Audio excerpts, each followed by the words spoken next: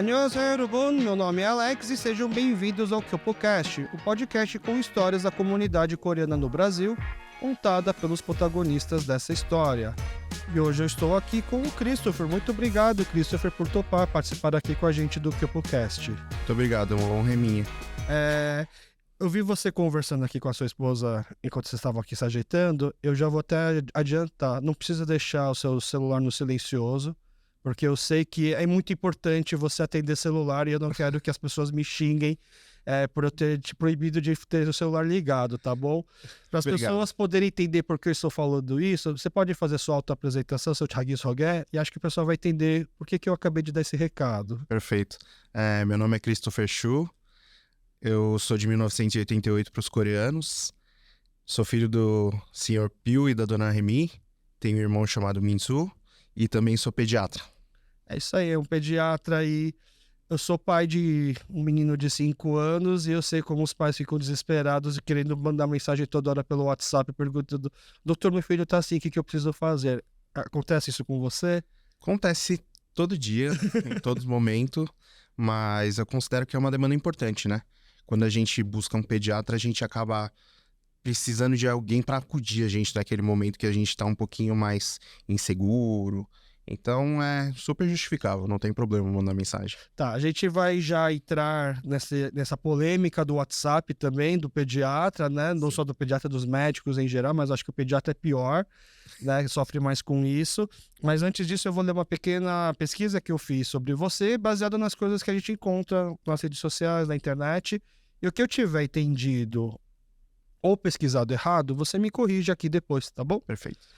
Christopher nasceu em Belo Horizonte, Minas Gerais, e é filho de imigrantes coreanos. Formou-se em medicina na Unifesp e especializou-se em pediatria e nutrologia pediátrica.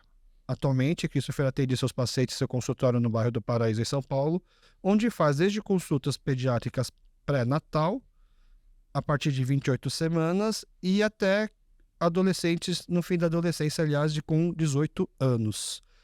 Tem gente com 18 anos que vai no pediatra? Tenho pacientes com 18 anos que vão pro pediatra, que assim, na minha especialidade, né, fora a pediatria tem a nutrologia pediátrica, e a nutrologia pediátrica é uma especialidade que ela engloba vários tipos de pacientes, dentre eles tem alguns que são recuperação nutricional. O que seria recuperação nutricional? Tem pacientes que às vezes passam por uma neoplasia, ou por uma síndrome um pouco mais específica, ou por um pós-operatório onde ele tem aquelas síndromes desabsortivas. E aí você acompanha a criança a vida inteira, vai cuidando da dieta dela, seja dieta normal por via oral, dieta enteral que é aquela por sonda, ou aquela dieta parenteral que é por veia, né? Então muitas vezes quando vai passar para o adulto, que seria o nutrólogo adulto ou nutrólogo clínico, às vezes ele não sabe todas as peculiaridades do paciente.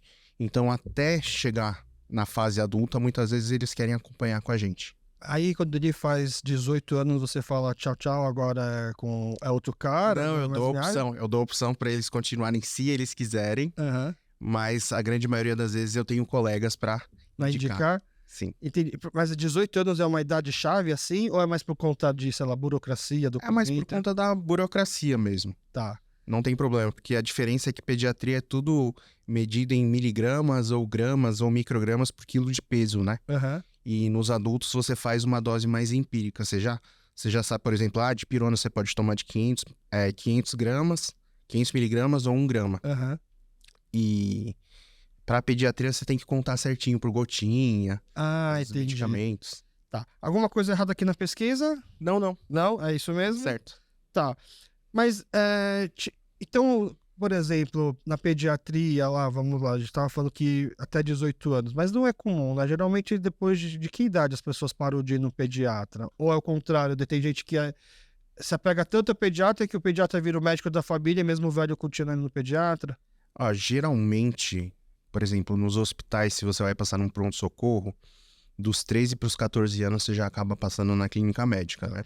Então eles têm esse costume também de... Chegou na adolescência, a maioria das pessoas não passa no médico, não passa para fazer um check-up ou alguma coisa assim, só passa quando tá bem doente mesmo. E quando passa com um clínico adulto, acaba passando com o médico clínico geral.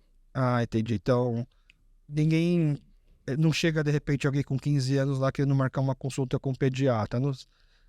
Até chega quando é da especialidade de nutrologia pediátrica, né? Tá. Voltando para algum distúrbio do alimento, né? Ou voltado para perda de peso, de repente. Crescimento também entra aí? Crescimento pode entrar aí também, mas 15 anos é uma idade um pouquinho mais atrasada, né? Pra gente fazer qualquer tipo de intervenção. E existe mesmo, então? Por exemplo, eu tenho o histórico de uma família, todo mundo é meio baixo, eu tô preocupado que o meu filho também seja, e aí a gente manda no médico porque aí é certeza que ele vai crescer bastante.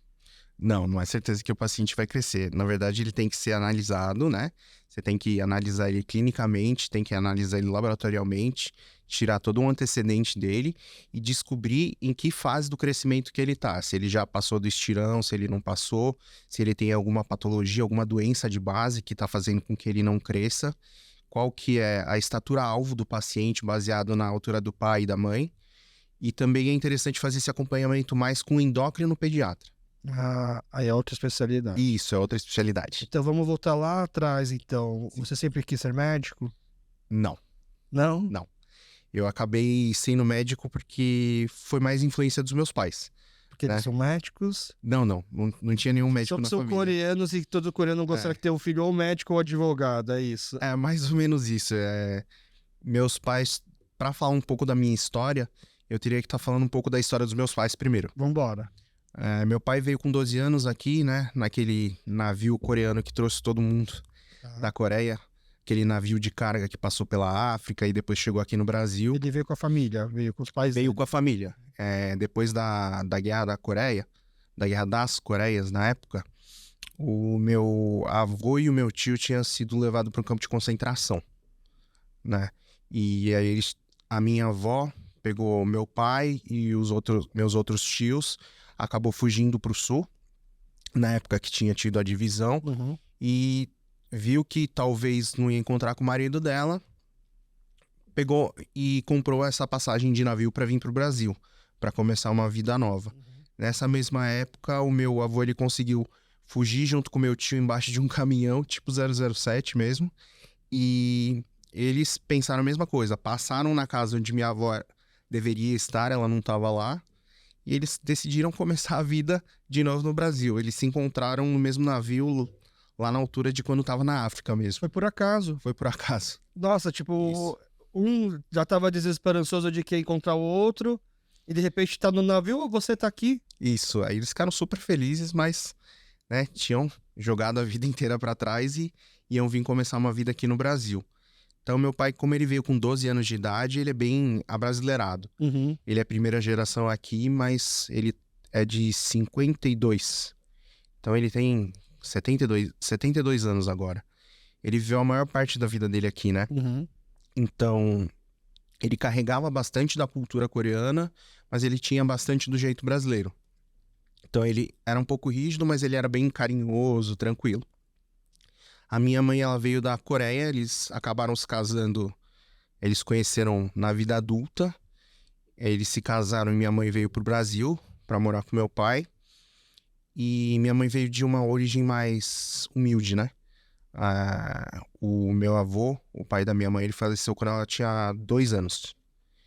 E assim, ela não tem muitas lembranças dele, mas ele tá enterrado naquele cemitério dos Patriotas. Lá na Coreia, sei. Isso, porque ele trabalhava como espião para a Coreia do Sul para ajudar a tirar os coreanos que estavam na China e que estavam sendo perseguidos. Aham. Aí ele trazia eles de volta para a Coreia, né?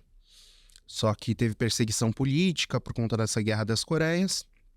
Ele sofreu meio que um isolamento político, entrou em depressão, faleceu quando ela tinha 2 anos.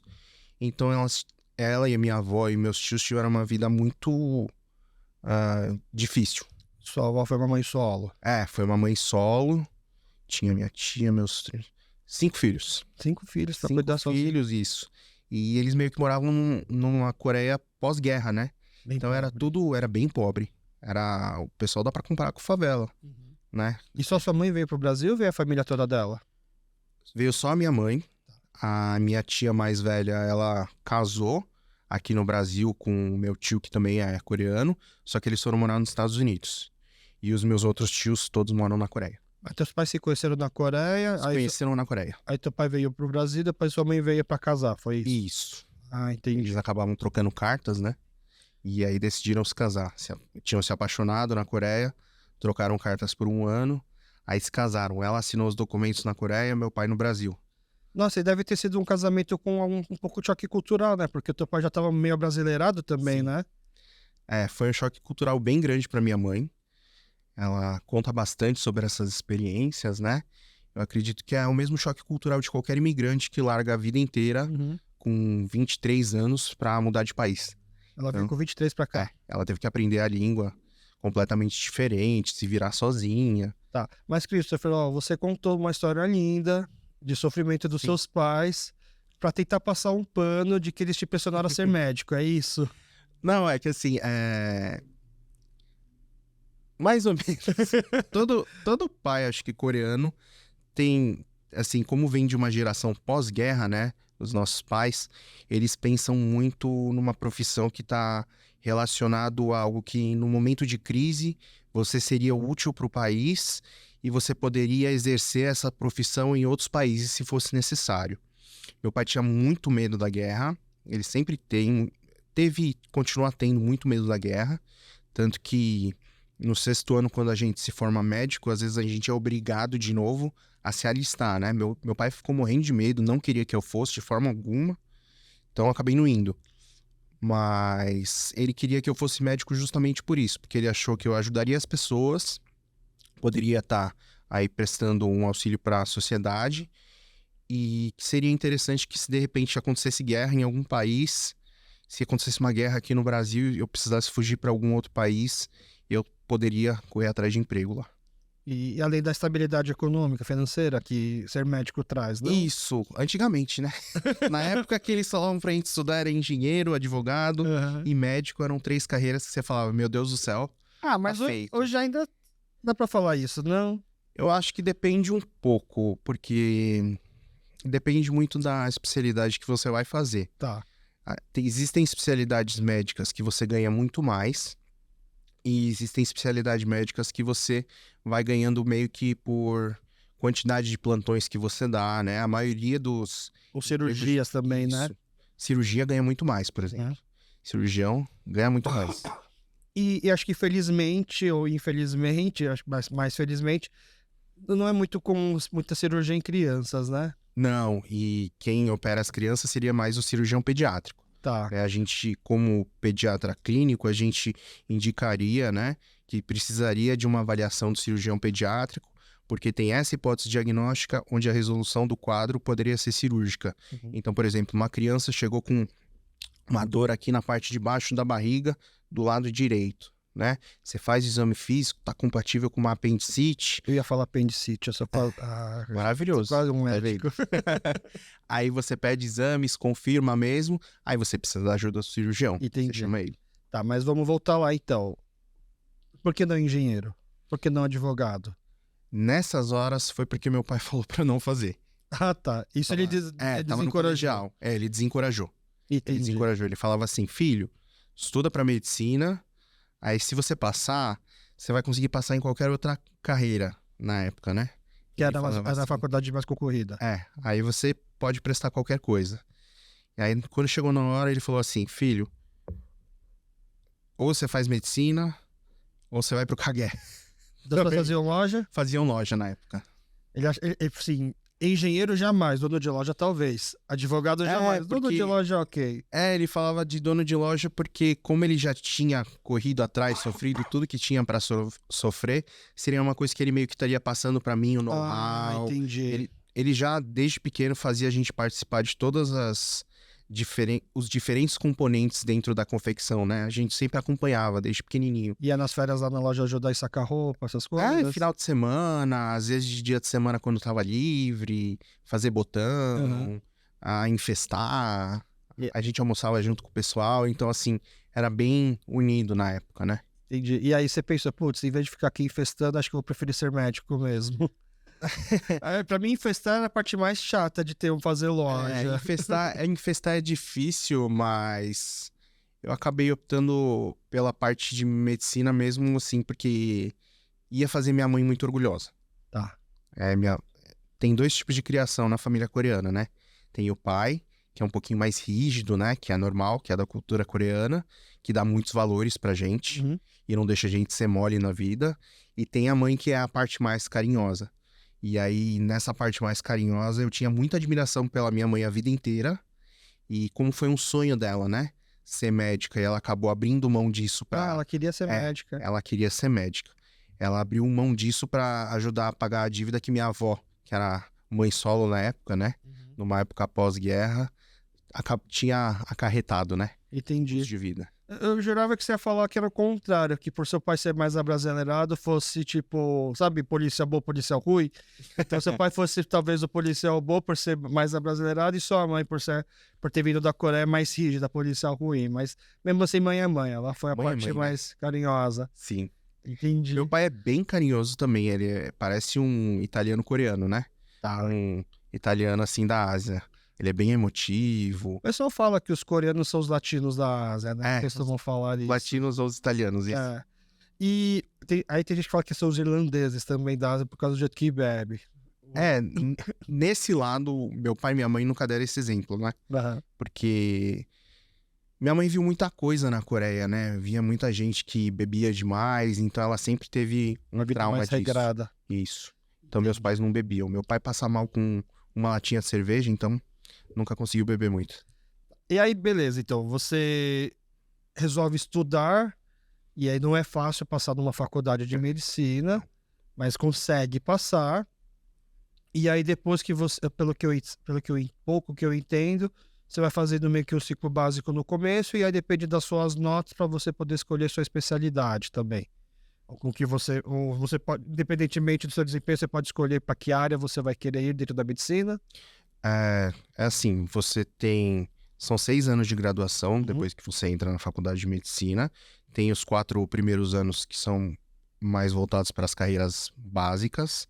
E depois, os últimos 2 anos, você tem aulas teóricas também, mas você passa pelo internato. Tá. Que é aquele momento que você fica direto no hospital, né? Que você fica várias horas por dia. Uhum. Às vezes você só assistindo, tá acompanhando o plantão de algum médico residente. E em alguns momentos você também consegue aprender a fazer alguns procedimentos. Acompanha cirurgias e aí, com base nisso, você vai acabar decidindo a especialidade que você vai querer prestar. Mas depois que você se forma, você presta um novo vestibular, que seria a prova de residência. Aí, para cada instituição que você quer, né, tentar se inscrever, você vai ter que prestar uma prova diferente para cada especialidade que você for escolher. E aí você já sabia, logo do seu primeiro ano de faculdade, você já sabia que era para pediatria que você queria ir? Não.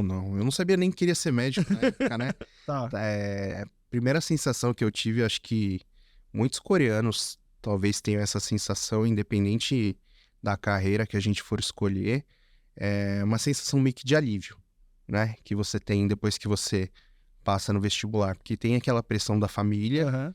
e você tem aquele desespero de não saber como vai ser o amanhã, quando você ainda não entrou na faculdade. Uhum. Que tem uma pressão muito grande, né? Eu falo que é a pior fase da vida, É. vestibular, né? É muito pior do que quando você se forma médico, porque você tem que prestar Aham. uma prova que teoricamente é mais difícil, mas você sabe que você vai fazer no amanhã mesmo se você não passar.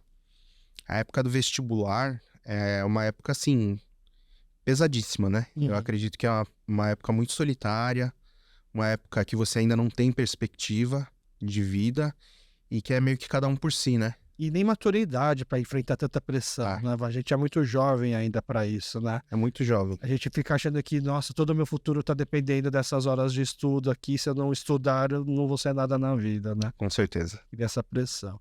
Mas você passou essa fase e aí depois entra na faculdade e descobre que o pior tava para começar ainda. Quando eu entrei na faculdade, assim, a primeira coisa que abriu os olhos, na verdade, foi me enturmar. Porque eu não tinha muitos amigos, assim, até a faculdade, né? O colegial foi uma época mais solitária. Eu tinha que cuidar da minha avó, que tinha vindo da Coreia. Ela veio e ela tinha tido 3 acidentes vasculares, que seriam um derrame, né? Uhum. Cerebral.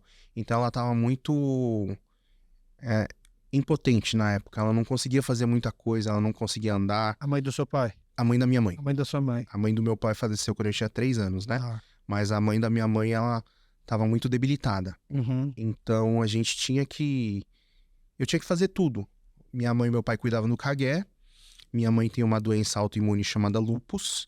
E essa doença, basicamente, ela é influenciada muito por como você tá emocionalmente. Ela interfere muito. Então, às vezes, sua imunidade tá muito alta, tão alta que tá atacando o teu próprio corpo. Às vezes, a sua imunidade tá muito baixa. É a doença que não pode comer sal, não é? Não tem nada a ver com isso? Ela tem momentos que você não poderia estar comendo muito sal nesse momento, porque você poderia estar muito inchado. Ah, E aí, isso daí tem relação com um tratamento que é a base de corticoide, tá. né? Aquele remédio que todo mundo come e acaba ficando inchado com o rosto redondo igual o meu. Assim. Que as pessoas usam, às vezes, como antialérgico. Isso, que usam junto com antialérgico. E você acha que talvez isso também possa ter influenciado você querer ser médico, ter cuidado da sua avó, ter acompanhado também essa questão da saúde da sua mãe? Sim, eu acredito que pode ter influenciado bastante. Eu me sentia muito impotente na época, né? Eu era só o cuidador da minha avó. Eu dava banho nela, fazia comida, dava comida na boca dela, tentava andar junto com ela ou andar atrás dela, né? Trocava a roupa dela e estudava. Tinha que estudar sem perspectiva do que ia fazer. Meus pais estavam apontando medicina, então tinha que estudar para passar em medicina, né? Então, eu me sentia muito impotente de não poder tirar aquela dor dela e nem da minha mãe. Então eu pensava, poxa, se talvez a medicina me ajudar, né, a tirar isso, nem mesmo se eu não conseguir tirar isso dela, mas tirar de outras pessoas, eu acho que vale a pena. Aí eu pensei que esse era um caminho mais ok na época.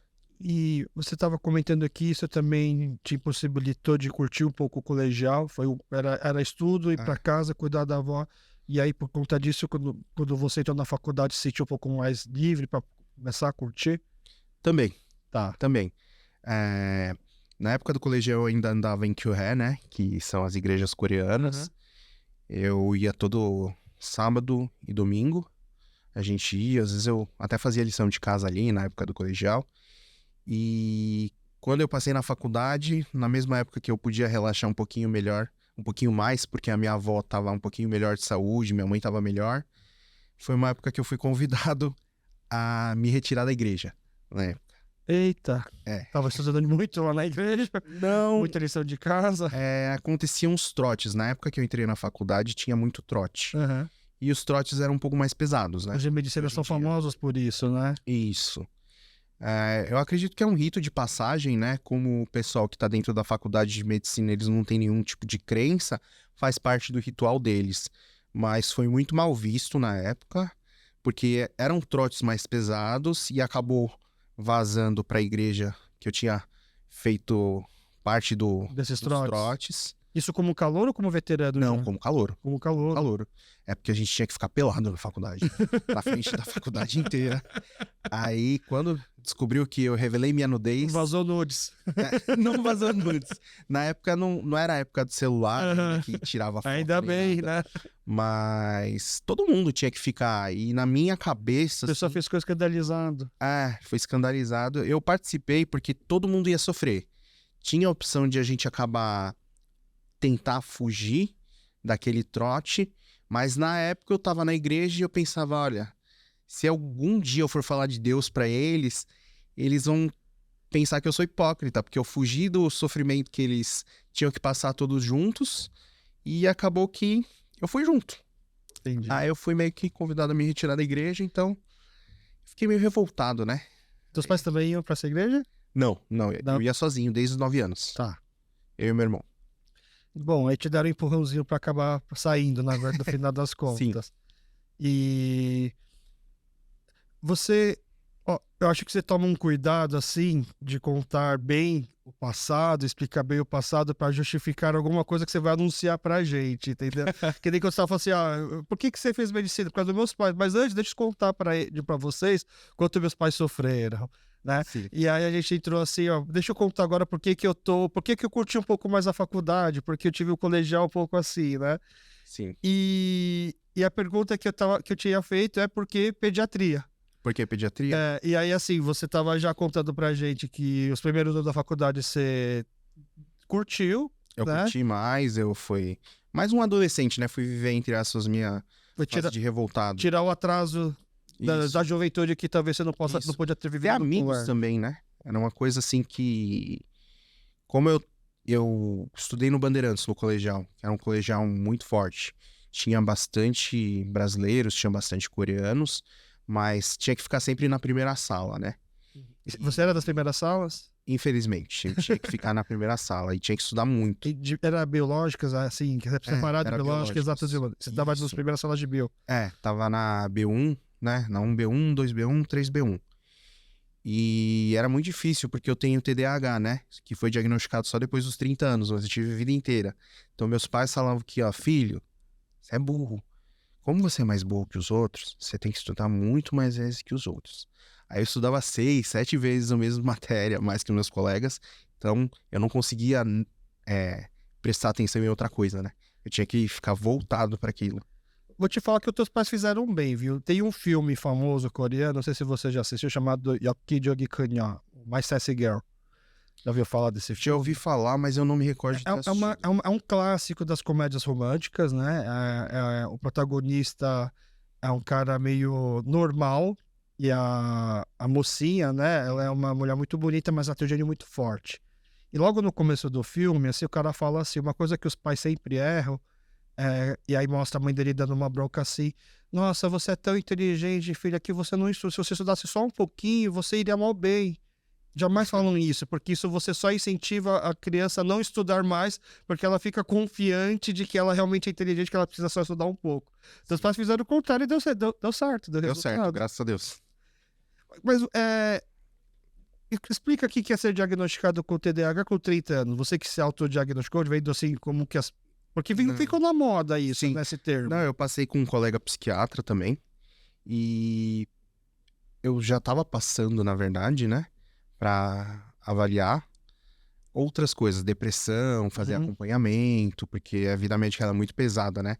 Você acaba tendo que ter avaliações, assim, periódicas pra você se manter completamente são e poder dar o seu melhor pro paciente.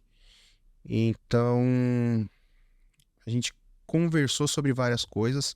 Eu pedi para fazer essa avaliação, porque eu sempre tive muita dificuldade em concentração e em várias outras coisas. Muita gente na faculdade e no hospital me perguntava se eu tinha transtorno de déficit de atenção e hiperatividade. Às vezes eles achavam que eu era insuportável dentro da sala de aula depois, na época da faculdade, porque se o passarinho aparecia na janela, eu virava e não conseguia mais prestar atenção. Então, isso incomodava um pouco meus colegas. Mas você ter esse diagnóstico ajuda a lidar com isso? Por exemplo, você sabendo que tem isso, quando surge o passarinho, te ajudaria a não prestar atenção no passarinho e prestar atenção na aula? Ah, não, ajuda a entender algumas coisas do passado, né? Assim, ajuda a entender que eu não era tão burro quanto eu achava que eu era, que eu tinha essas dificuldades, mas que depois... Você estava sempre nas primeiras salas e passou em medicina. Como é que você pode achar isso? Não, é porque... não sei, a gente vai se cobrando bastante, né? O pessoal que... A diferença do primeiro, do segundo colocado, assim, são os melhores do Brasil. Eu tava meio que na primeira sala, quase por um excesso de contingente. Se comparasse a inteligência dessas pessoas comigo. Mas você... foi pelo esforço, né? É muito mais merecedor, eu acho, não? Do que alguém que não precisou estudar, sabe? Indo pelo contrário, tipo aquelas pessoas super inteligentes que não precisam estudar e vão bem, né? É muito mais merecedor. Eu acho que dentro da medicina, pelo menos, isso é uma ilusão. A gente sempre acha que tem aquela pessoa que é muito inteligente e que não estuda, né? E que ela assistiu uma aula uma vez e ela aprende, já tira 10 na prova, mas eu aprendi na faculdade, vendo meus colegas, que mesmo aquela pessoa que retém a informação e lembra direito, estuda muito. Então, assim, esses primeiros lugares também estudam muito. Então, por isso tem uma diferença, assim, como se fosse do céu para a terra, sabe? Você assistiu aquele filme do Robin Williams, Patch Adams? Patch Adams, assisti. Porque no Patch Adams tem esse dilema, né? Tem aquele melhor amigo dele que se esforça pra caramba e fica irritado com o Patch Adams, que nunca tá estudando. Sim. E é sempre o primeiro, né? Sim. Não existe aquele cara, o Patch Adams, né? Não existe. Não existe aquele cara. Tá. Bom, mas vamos voltar. Por que pediatria, então? Dentre todas as áreas possíveis da medicina.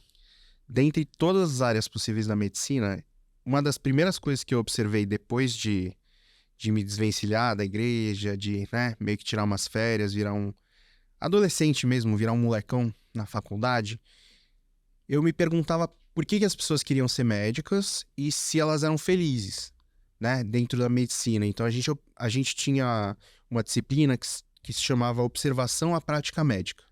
A gente, uma vez por semana, ia acompanhar algum médico de especialidade diferente no hospital, seja no hospital, no posto de saúde, no centro cirúrgico, e eu sempre tentava analisar se ele estava feliz ou não, como que era o dia a dia dele, se antes dele se apresentar pra gente, falar da especialidade, se ele tinha alguma foto com a família, se ele estava com aliança de casamento, se de repente chegava a ligação do filho ou não.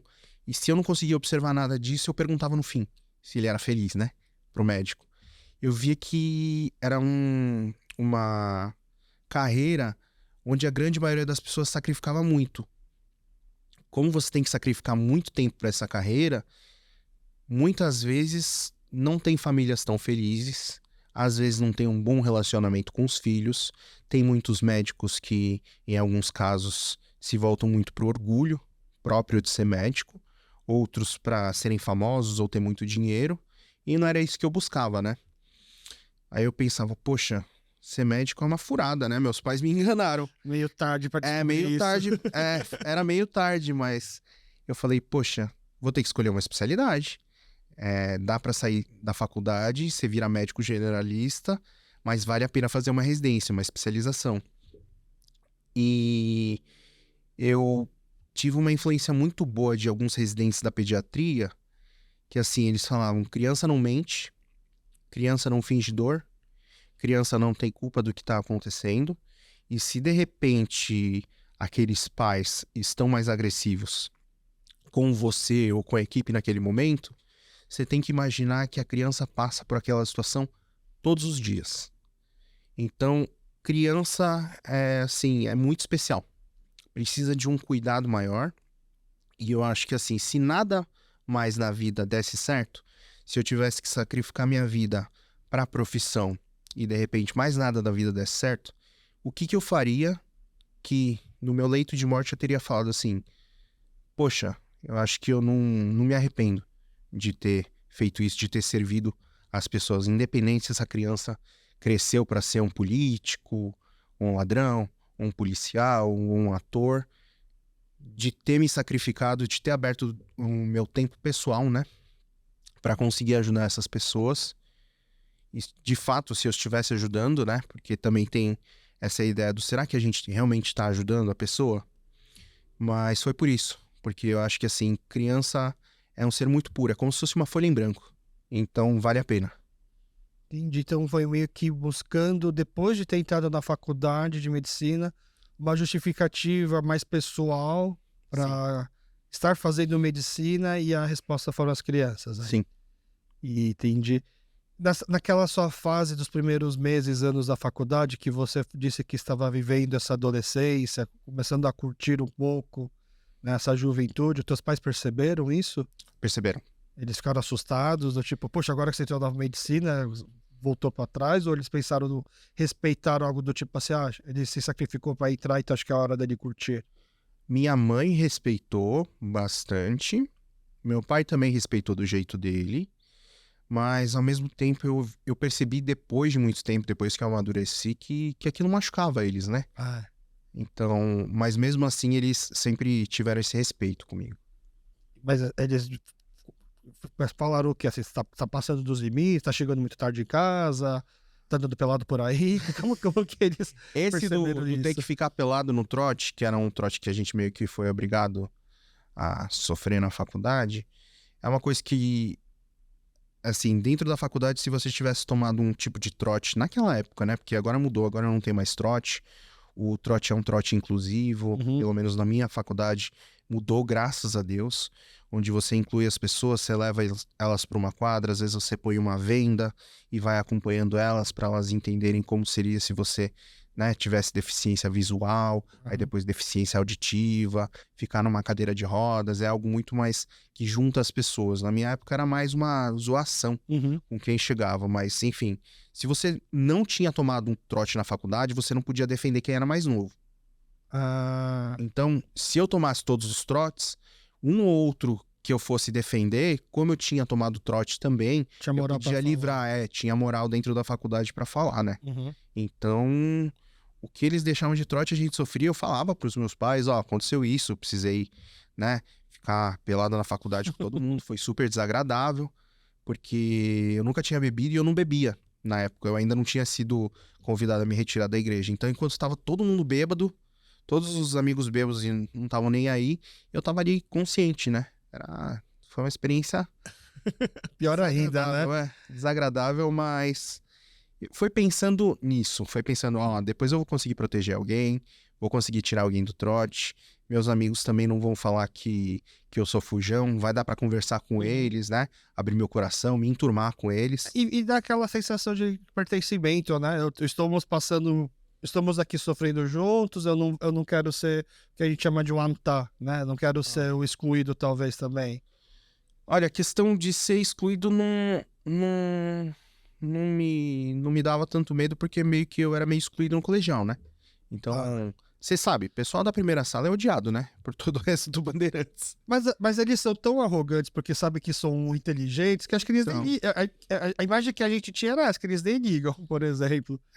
Você lembra aquela, no terceiro colegial, que você tem que fazer aquela revisão nas salas antes do vestibular? Que meio que No simulado? uns meses antes. Depois dos simulados, Aham. tinha umas 2 ou 3 semanas que você pode assistir. Ah, sei. Eu assistia com a B5. Tá. Eu não gostava de assistir com o pessoal da minha turma, porque eu achava que tinha muita gente que era... que era pomposo demais, ou que achava que era a última bolacha do pacote. Tanto que, assim, eu lembro que eu fiz humanas, além de ser das últimas salas, era das últimas salas de humanas, que humanas ainda... É difícil, mano. Mais ou menos. Entre biológicas e exatas, acho que humanas ainda é um pouco mais leve. Pra quem é da área, né, também. Eu acho que pra coreano, pra filho de coreano, humanas Não era a área mais difícil, então exige muito mais, porque a gente aprendeu a ter uma visão muito fechada, né? Isso é Você verdade. tem que ter uma visão aberta de mundo, você tem que raciocinar, tem que entender o que o outro tá pensando, então foi muito mais difícil pra você, eu acho. Eu percebi isso nos primeiros anos da faculdade. No primeiro semestre da faculdade, eu achava que... Pô, fiz Bandeirantes, né? Então, eu tô aqui, eu vou mandar mó bem. Aí eu percebia como o mundo do repertório cultural era muito pequeno, né? Mas quando eu tava lá na Humanas, e a gente, no Bandeirantes, eu sempre no primeiro colegial, né? Eu fiz desde a quinta série. Ah, que legal. E aí, no primeiro colegial, pra quem fez desde o ginásio, há um pouco choque, porque entra o mesmo tanto de alunos novos. Então, da quinta até a oitava série, você se acha, assim, o dono da escola. Porque não são tantos alunos e você conhece todo mundo. Só que, de repente, chega no primeiro colegial, é o mesmo tanto de gente nova. E aí parece que é um novo colégio, aquele sentimento de familiaridade com a escola muda um pouco. Você se sente meio invadido, assim, pelos alunos novos, né? É um pouco a sensação que fica. Que legal. Né? E aí eu lembro que quando a gente foi descobrindo, assim, por exemplo, que numa das salas 1, tinha um cara que ele era meio quietão, assim, meio branco, bem pálido, só que meio quietão, e a gente descobre que o apelido dele é Óbito, na sala dele, né? E aí a gente da minha sala, a gente diz, mano, se fosse na nossa sala ia ser o Mortão, nunca quer ser o Óbito. Óbito é muito apelido de cara da primeira sala. Então a imagem que a gente tinha das pessoas da primeira sala é de que elas eram meio que inatingíveis. Então a gente nem imaginava que talvez esse pensamento que você estava falando, né, de não se preocupar em se sentir excluído, porque é uma coisa que você já tinha passado lá antes. Faz parte, assim, o colegial a gente brinca que é como se fosse um experimento social ao mesmo tempo que você tá estudando pro vestibular, né? É um experimento social terrível. Se existisse um reality show sobre colegial, ia deixar qualquer Big Brother no chinelo. Mas eu acho que o Bandeirantes ainda ele é muito protegido de bullying, perseguição, essas coisas. Até as pessoas quando fazem algum comentário ou deixam de andar com outras, assim, é muito mais leve que em outros lugares, né? E não sei se você sabe, mas eles agora não tem mais divisão por nota, né? Não existe mais B1, B2, não é Não dividido tem por aquele nota. paredão, assim, gigante? Não, agora Antigamente. é misturado, assim, Que legal. eles não deixam mais separado por notas, né. Tem gente que reclama, falando que isso vai deixar uma geração Nutella, né, Sim. que isso daí, essa pressão era boa, mas tem gente que entende que pedagogicamente é melhor também você ter essa mistura na sala, né. Que, racionalmente falando, como cabeça de coreano velho, os mais inteligentes ficar entre os mais inteligentes, que o professor consegue fazer a aula render mais. Se você tem alguém lá que não consegue acompanhar no mesmo ritmo, o professor tem que ficar parando, então você está não aproveitando todo o potencial do aluno, né? Como se pensaria antigamente para justificar isso. Mas acho que hoje eles estão entendendo que saber conviver com pessoas diferentes, Uhum. né, acho que é o maior ganho que uma pessoa pode ter nessa vida escolar, né? Porque no final das contas, a maior dificuldade, né, depois você virando médico, virando engenheiro, virando advogado, é saber lidar com pessoas, né? São poucas profissões que não vai precisar lidar com pessoas, né? Tem que saber lidar com as É. pessoas. Faculdade de Medicina, especialidade de Pediatria, tem uma aula específica de como lidar com pais desesperados? Não tem nada disso. E eu acho que, por exemplo, medicina, tirando o vestibular em si, você tinha que ter meio que uma prova vocacional, uma prova com um psicólogo, para ver meio que a formação humana da pessoa, se ela tem um pouco de empatia. Porque tem uma ou outra aula na faculdade sobre isso, mas você depende muito da sua formação como ser humano. Aham. Então você não vai aprendendo isso. Tem muito médico, assim como tem muito engenheiro, muito advogado, muito motorista de aplicativo, muitas pessoas da área da limpeza ou da área de comunicação que são profissionais que têm uma boa política de trabalho, e tem pessoas que falam, poxa, não aguento mais e faz de qualquer jeito. Então, tem médico que fica bravo com os pais, independente da especialidade, e o médico também é um ser humano, ele tem esse direito também, e tem gente que aprende a engolir o sapo, a ficar mais tranquilo. Na minha experiência, eu tive um pouco mais de facilidade com isso, porque eu via como minha mãe lidava com meu pai, né? Essa coisa de Ah. família coreana, Aham. né? Tanto que como a gente viveu em sociedade coreana a grande maioria da nossa vida, saber aquela coisa de quem é mais velho, a gente tem que respeitar, ter a linguagem formal, né? Aham. Facilita muito, porque a vida do médico é meio assim. Mas, no final das contas, dá para ensinar empatia para você acha que daria para ensinar essa empatia? Eu pergunto isso até porque recentemente na minha família, assim, a gente teve mais experiências com médicos na Coreia. E meio do tipo, eles podem ser os mais técnicos, eles podem ter muito conhecimento, mas o trato com a pessoa é tão ruim que eu acho que isso acaba até interferindo no tratamento. Entendeu? Porque é muito seco, ele praticamente não olha nos olhos, a consulta dura 5 minutos, né? Não dá nem tempo de você tirar uma dúvida. Sim. Era basicamente na Coreia, né? O médico olhando exames, cochichando com a enfermeira, e aí ele vai embora e a enfermeira fala assim: então o médico disse que você tem isso e isso, você tomar isso daqui e pronto. Sabe? E aí é um sistema, né, meio que larga escala, né? Um atendimento um atrás do outro. Quase como o toyotismo, né? Isso, basicamente, praticamente isso, Meu irmão né? comentou isso. Ele tá lá na Coreia, né? Ah, é? Ele tá voltando pra cá no fim do mês. Mas ele é médico também? Ele é médico também, meu irmão mais novo. E ele tá estudando na Coreia ou ele foi fazer o quê Ele lá? fez Santa Casa de graduação, depois ele fez no HC ortopedia e cirurgia de coluna, aí foi lá pra aprender uma técnica na Coreia que chama biportal, aí ele tá trazendo pra cá. E você não tentou desincentivar seu irmão a ser médico? Tentei, Tentou tentei, e não conseguiu. tentei. Eu falei assim pra ele quando eu tinha passado, eles queriam que um dos dois fosse médico. Então, agora que eu estudei pra ser médico, passei, você pode fazer o que você quiser da vida. E aí, depois que ele foi me falar que sempre quis ser médico também. Ele podia ter te avisado Ele antes, né? podia ter me avisado antes, né? Aí, tipo, não sei o que eu seria hoje também. Eu sou muito feliz na área da pediatria, eu amo muitas crianças. Então, hoje em dia, eu não me vejo com outra profissão. Mas na época, provavelmente eu teria ficado meio perdido. Teria ficado sem show. Eu ia falar, estudei pra quê, meu? Quantos anos de diferença vocês têm? A gente tem 1 ano de É diferença. 1 ano de diferença. Então dava pra esperar ele virar médico. Dava pra esperar ele virar médico. Dava pra esperar ele ter passado também. Mas Muito inteligente. me conta o que seu irmão falou da medicina lá na Coreia. Ele falou que, assim, como ele acompanha a parte cirúrgica, A parte de interação com os pacientes, ele via um pouco menos. Mas ele via que, assim, eles são muito técnicos, eles são excelentes e a tecnologia é muito boa na parte cirúrgica. Tanto que, por exemplo, tem procedimentos que aqui você demoraria, às vezes, você demoraria 2 horas para fazer, às vezes eles fazem em 40 minutos. E fazem e, assim, o paciente fica ótimo. Não tem nenhum efeito colateral, o paciente vai para casa no mesmo dia. Só que ele falou que, culturalmente, como na Coreia, a medicina tem um degrau comparado com o resto da sociedade. Na Coreia, De status. de status, tem aquela coisa que você chama, né? São os animes, não sei o quê. Eles acabam por respeitar tanto que o médico lá acaba acreditando que ele é um ser diferente.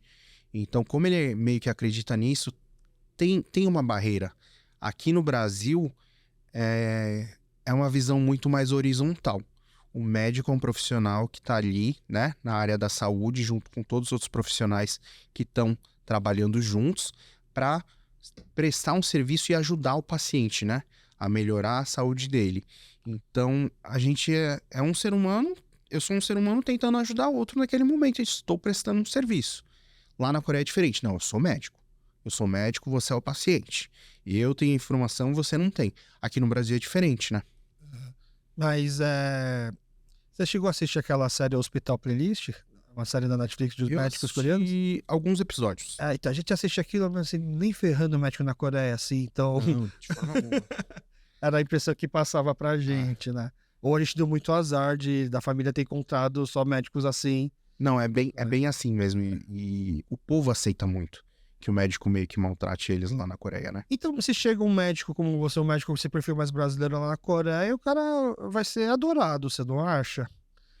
Eu não sei. Ou você acha que vai gerar uma desconfiança, né? Por que esse cara fala tanto? Por que ele é tão atencioso? Eu fiquei, às vezes, até tentando passar um pano de que talvez os médicos da Coreia são tão, assim, secos, né? Com medo de um processo. Porque, por exemplo, a minha sogra, né, ela já faleceu, ela estava na Coreia fazendo um tratamento de câncer, né? Fazendo a quimioterapia lá. E ela estava lá na época do Covid.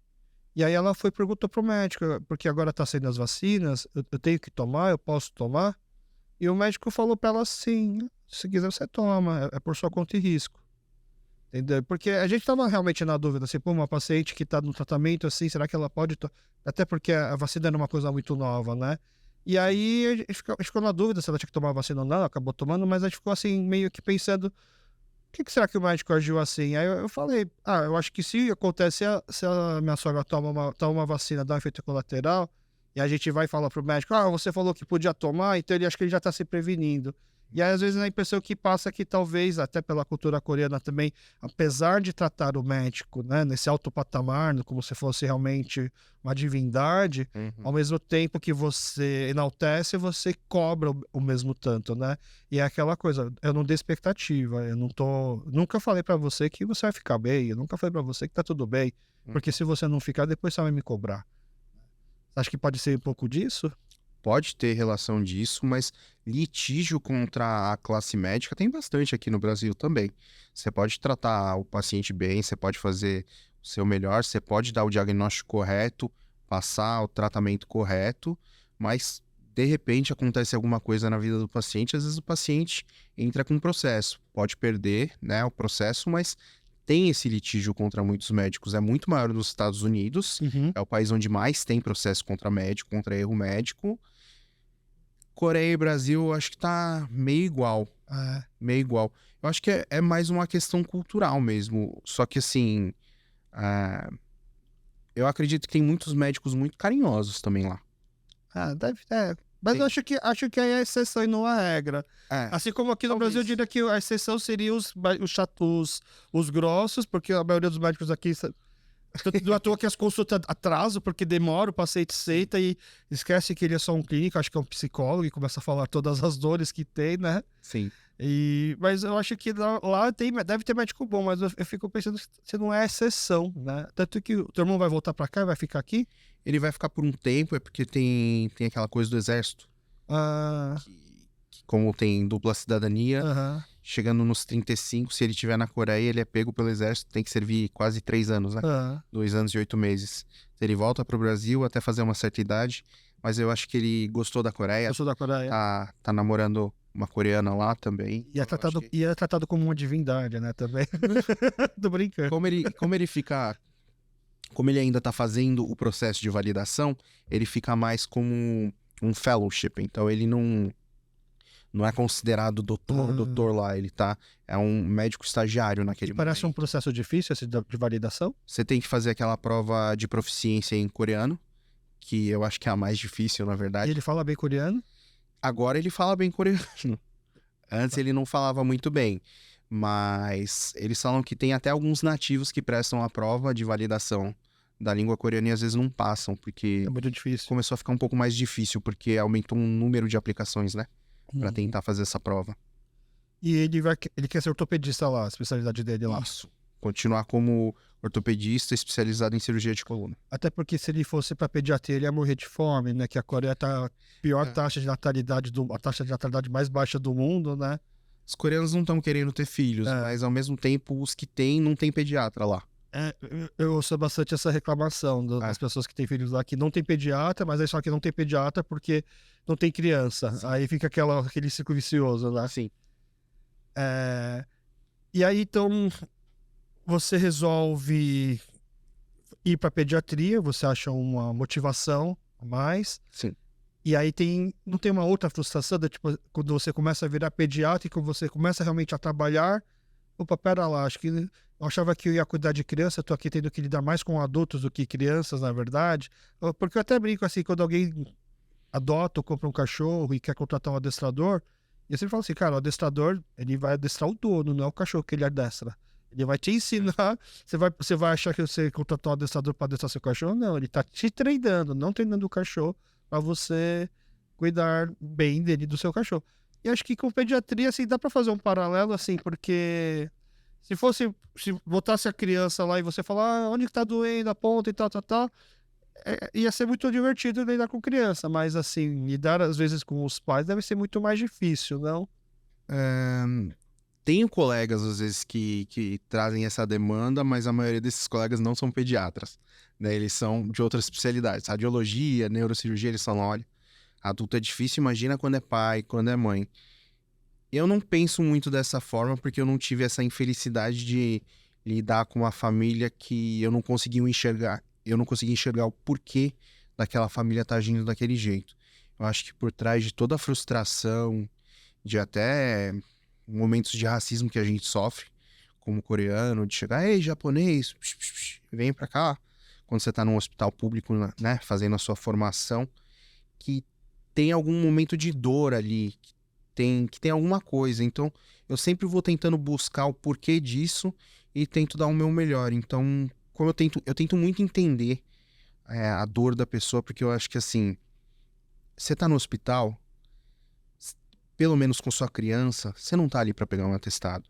Se você tá no hospital, quando você leva seu filho, você já passou por todo aquele processo em casa de ver seu filho diferente, de no primeiro dia achar que tá diferente. Aí a criança parece que não. Aí depois a criança começa a ter febre, você entra em desespero. A esposa começa a falar um monte, você não sabe se de repente leva ou não leva, você fica, né, nesse drama. Quando decide finalmente chegar, pegou trânsito, chegou no hospital, tira aquela senha. Aí vai colocar e fazer o cadastro, passar seu plano de saúde, demora 1 hora. Demora mais 1 hora para ser triado. E aí, dependendo do hospital que você tá, tem mais fila de espera. Quando você chega, de fato, no atendimento médico com o seu filho, às vezes você tá desesperado buscando um atendimento e a primeira pessoa com a qual você pode desabafar no momento é o pediatra, né? Então, independente de como os pais chegam naquele momento, eu acho que é muito justo. E se eu não acalmar o pai e a mãe, a criança ela vai ficar mais assustada também. Então eu tento acalmar todo mundo, conversar, né? Sentir o que eles estão sentindo e ao mesmo tempo que eu tô conversando eu consigo avaliar a criança clinicamente. Aí eu não levo na pessoal. Canso o corpo, depois do plantão eu fico quebrado, mas eu não levo pro lado pessoal. Então, nessa parte não teve muito. Na maioria das vezes, quando é plantão no hospital e vem a família com a criança, não era aquela coisa do tipo assim, gente, não tem muito o que fazer, é criança, vai pegar virose, tem que ficar em casa acompanhando, não precisava ter vindo pra cá. Eu já ouvi muito isso, né, de pais que eles falam, olha, doutor, nossa, obrigado, você não faz isso, né? Que a gente sempre escuta a piada que você vai fazer medicina ou você vai fazer pediatria ou ortopedia, que medicina é de separado de pediatria e de ortopedia, porque pediatria você fala que é virose pra tudo e ortopedia você só cuida de osso. É Aí deu uma gesseiro. brincadeira que eu e meu irmão, cada um escolheu as especialidades. Mas na minha prática clínica, pelo menos, a grande maioria das vezes não é só virose. Você tem que realmente observar o que a mãe tá falando e enxergar a criança. Eu acho que, por exemplo, tem muito colega que antigamente, por conta da residência, por conta de formação, fala assim, olha, começou a ter febre hoje, espera 3 dias pro seu filho ter 3 dias de febre, que senão eu não consigo achar nada. Senão não é nada. Por enquanto pode ser só um vírus. Eu sempre falo pros pais assim, não façam isso. Não façam isso. Se de repente seu instinto materno, teu instinto paterno te falou que não tem alguma coisa certa com teu filho, traga. Porque muitas vezes a gente pode examinar e realmente tem alguma coisa. Se não tiver nada, a gente primeiro faz toda a pesquisa, examina a criança de cabeça abaixo, conversa com os pais direitinho. Depois que saem os exames e eles estão completamente normais, aí você pode falar, ó, por enquanto os exames estão normais, por enquanto a gente não consegue apontar nada de diferente. Então a gente afastou critérios de gravidades para esse momento. Se o senhor quiser, pode retornar daqui a tantos dias para a gente reexaminar e o pai ficar mais tranquilo, né? Porque pediatria, você não cuida só da criança, você cuida da família, né? Exato. Então, tudo aquilo que a gente está sentindo quando a gente vai pro médico, a gente tem que acolher. Entendi. Porque hoje na minha casa, assim, né, a gente já criou um padrão lá em casa que é meu filho começou a ter febre, a gente já liga e marca uma consulta com o médico daqui uns 3 dias. Que é o que a gente imagina que é o ciclo, né? Então vai passar o pico, se ele ainda não melhorar até lá, a gente não vai precisar passar por todo o sofrimento da fila de um plantão de um hospital. Sim. A gente já está com o horário marcado no consultório e pronto, ele vai lá. E se ele melhorar antes disso, a gente liga e desmarca. Do tipo assim, o doutor Newton pode estar ouvindo isso e vai falar assim, você fica marcando e desmarcando. Mas na verdade a gente nem desmarca, porque nessa idade você tem que de qualquer forma, a cada 6, 3 meses, né, Isso. fazer acompanhamento. Dependendo A da gente idade. aproveita, a gente faz mais ou menos dessa forma, né? Então a gente segue esse padrão em casa, porque o que a gente pensa, a criança tá com febre hoje um dia, eu já levo pro pronto-socorro, por exemplo, né, o sofrimento que toda a família vai passar por todo esse processo que você contou Sim. de espera, e se ele não tinha nada demais, ele vai acabar pegando alguma coisa porque ele tá num lugar totalmente contaminável. Sim. E por isso que a gente evita de ir, né? Então a gente tem essa regra em casa, mas no começo, era aquela coisa, batia o desespero, vamos pro pronto-socorro. E aí que a gente começou até, acho que por causa do Covid, a gente entendeu, né, os processos, esse negócio de pico da virose, e que realmente não tem um remédio específico, é mais paliativo, então mais acompanhar, né, os sintomas e Sim. esperar o corpo criar essa imunidade, Sim. né? É que vocês já passaram de um estágio onde o filho de vocês, né, ele tá um pouco mais velho e graças a Deus vocês têm mais condições para cuidar. Então ele teoricamente tem uma imunidade um pouco melhor. Mas às vezes tem algumas crianças que às vezes não têm uma condição social tão boa, às vezes a criança não tem uma alimentação tão boa por conta da condição social, ou às vezes a criança tem alguma patologia que a imunidade dela é muito baixa, e às vezes aquele primeiro pico de febre já entra em sepse, entendeu? E o que seria isso? Sepse é aquele tipo de infecção generalizada no corpo de forma mais resumida. É aquela que todo mundo conhece como infecção hospitalar, que a pessoa fala, a pessoa pegou infecção hospitalar. É uma condição clínica onde o corpo ele dá uma rebaixada muito grande, ele desestabiliza completamente por conta de uma infecção. Aí você começa muitas vezes a ficar ofegante, sua pressão cai, sua frequência cardíaca aumenta muito, a perfusão, né, que é a parte de a gente ver a coloração e de quanto está irrigado as nossas extremidades piora. Você tem que fazer uma intervenção muito mais importante nesse momento. Às vezes pacientes vão para UTI. Entendi. Porque eu lembro que quando eu fui uma vez para a Coreia, eu fui levar meus sobrinhos para Uhum. encontrar os avós depois de muito tempo. E acho que a gente ia ficar 2 semanas na Coreia, não ia ficar muito tempo. E assim que eu cheguei na Coreia, com meus sobrinhos, né? Eu fiquei doente. E isso foi antes do Covid, antes da pandemia do Covid. E aí eu já falei para meus pais, ó, eu não posso perder tempo aqui doente, né? Sabe, na minha cabeça aquela coisa assim, passou toda a tensão de não perder ninguém no aeroporto, de não perder ninguém no avião. Inclusive deu problema no voo, que tem que fazer uma escala de uma parada de última hora. Eu acho que quando a gente chegou na Coreia e chegou em casa, acho que baixou aquela adrenalina, baixou a tensão, meu corpo simplesmente ia ficar doente. Aí eu já falei para meus pais, eu não quero perder nenhum tempo aqui doente na Coreia, já vamos pro hospital, já vamos tomar uma injeção. Que é aquela coisa assim, nem perde tempo, vai já toma uma injeção que já fica bom. Uhum. E aí, chegando no hospital lá na Coreia, o médico falou assim: não pode dar qualquer injeção agora. Eu preciso saber se é uma virose ou se é uma bactéria. Porque se for uma virose, não tem injeção. Você tem que esperar passar e ficar bom. Sim. Se for uma bactéria, a gente já pode entrar com antibiótico agora que vai dar uma acelerada. Eu falei, mas e se não for? Bom, já que se é virose e eu não preciso fazer nada, é só eu esperar, ok. Mas se for bactéria, já vamos tomar injeção. E se for virose e eu tomar a injeção da bactéria, tem algum problema? Né? Se eu tomar um antibiótico, tem algum problema? E aí você pode falar que vai dar aquela super resistência, vai criar super bactérias, Sim. mas ok, mas dessas 2 semanas, beleza, depois eu me viro com a super bactéria, mas dessas 2 semanas eu acho que eu vou pelo menos adiantar. Aí ele falou assim, não, mas o problema é que você vai gastar dinheiro com uma injeção que você não precisa. Ou você pode fazer assim, você pode fazer um exame para detectar se é bactéria ou se é vírus, e se for bactéria, você vai tomar a injeção, tudo bem? Ah, então tá bom, então eu paguei para fazer o exame, aí descobri que era virose, então não precisava tomar a injeção e resolveu. Mas aí eu fiquei pensando assim, poxa, se eu pudesse fazer um curso, um workshop, né, assim, as pessoas não fazem workshop de fotografia e já se acha fotógrafo, faz um workshop de sommelier, já se acha sommelier. Se tivesse um workshop só para detectar se é vírus ou bactéria, acho que minha vida estava resolvida com o meu filho, por exemplo. Então, ele tá lá doente, abre a boca aí, ó. Agora eu sei ver se isso aqui é bactéria ou se é vírus. Ah, é bactéria, então a gente precisa ir do hospital para você tomar um antibiótico. Ah, é vírus, é só descansar durante 3 dias. E basicamente é um cara em coroa, né? É que eu ficava menosprezando a sua profissão, é a forma que eu enxergava de forma rasa. É justo. Eu acho que é super justo no começo, porque muito do conhecimento que eu tenho relacionado à medicina e à pediatria, eu adquiri só na faculdade. Eu não tinha conhecimento de muita coisa. Então, o jeito que a gente enxerga a medicina, quando a gente não faz parte, né, da área da saúde, é como paciente. A gente enxerga como paciente. A gente enxerga de uma forma mais objetiva. A gente não tem todos aqueles diagnósticos na cabeça.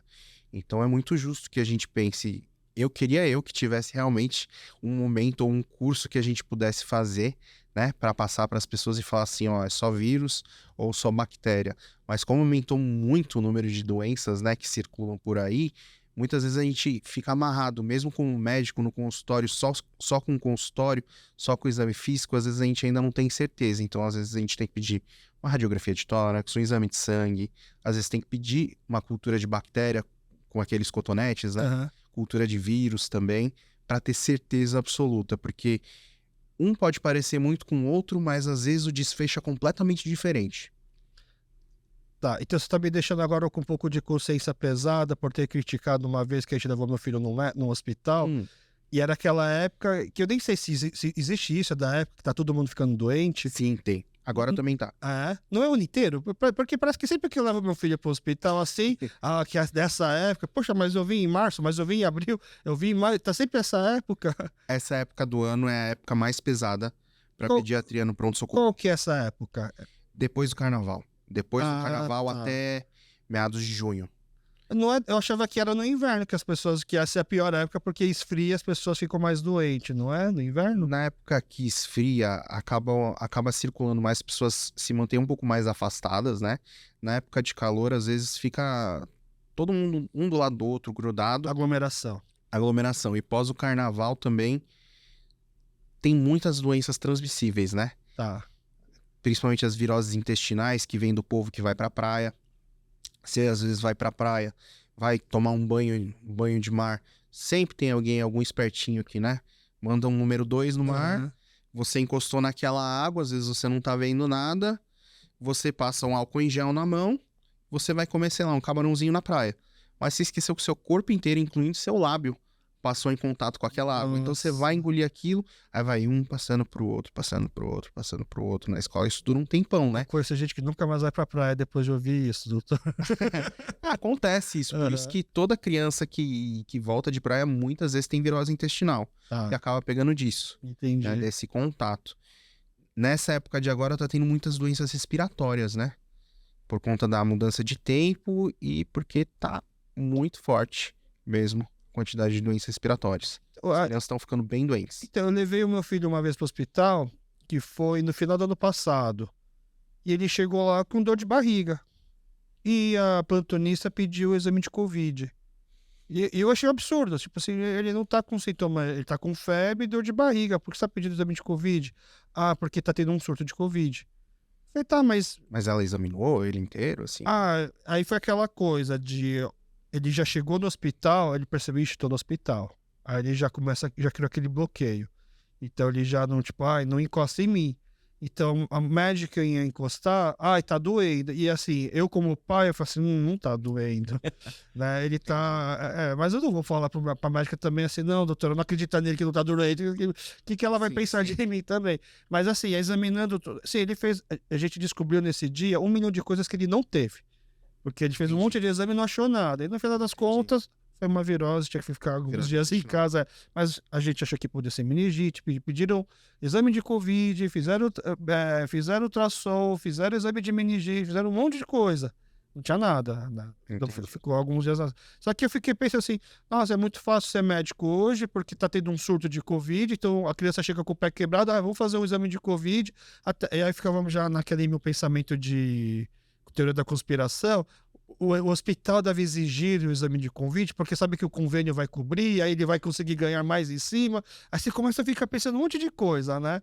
Sim. E aí você pensa assim, os médicos não querem pensar muito, querem seguir protocolo e pronto, assim, ele tá se prevenindo, né? Entendi.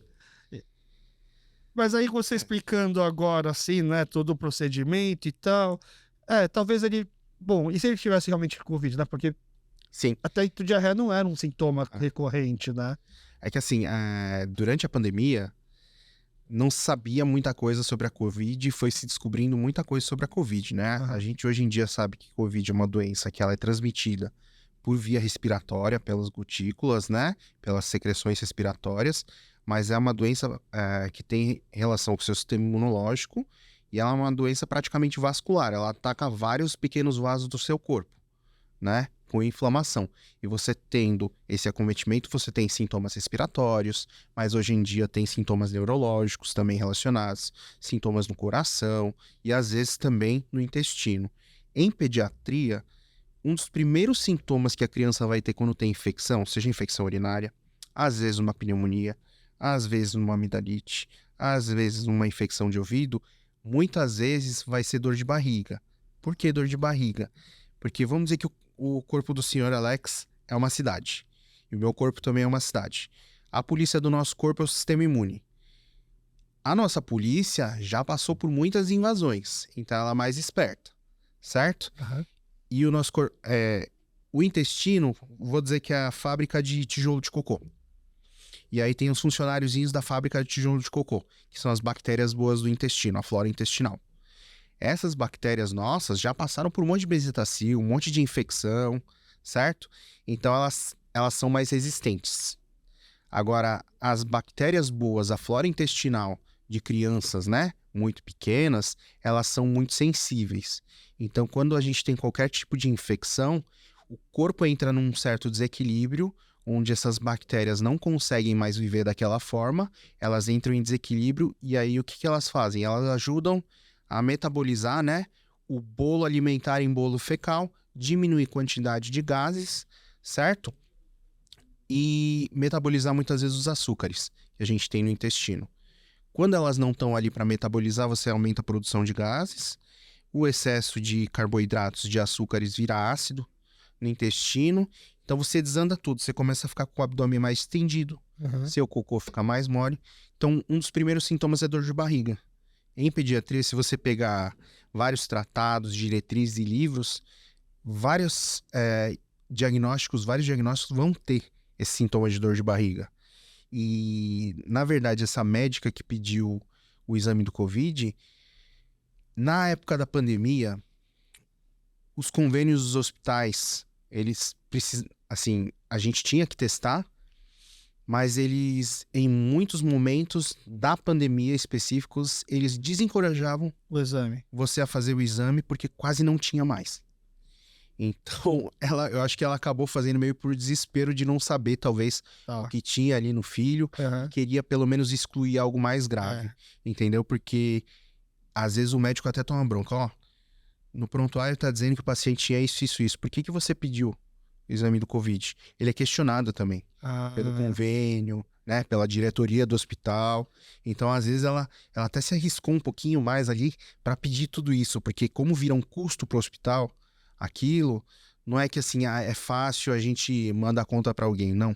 Vira um custo. Entendi. Aquilo. Então, às vezes, ela tomou até uma pisada assim em cima. Ela se arriscou pedindo. Ela se arriscou pedindo as coisas. Porque a primeira coisa que ele fez foi o exame do Covid e enfiaram o cotonete no nariz dele. Sim. E aí ele se irritou, né? Com certeza. E aí qualquer coisa que alguém chegava perto era ai, dói. E aí o médico botou a mão na barriga, vamos fazer ultrassom.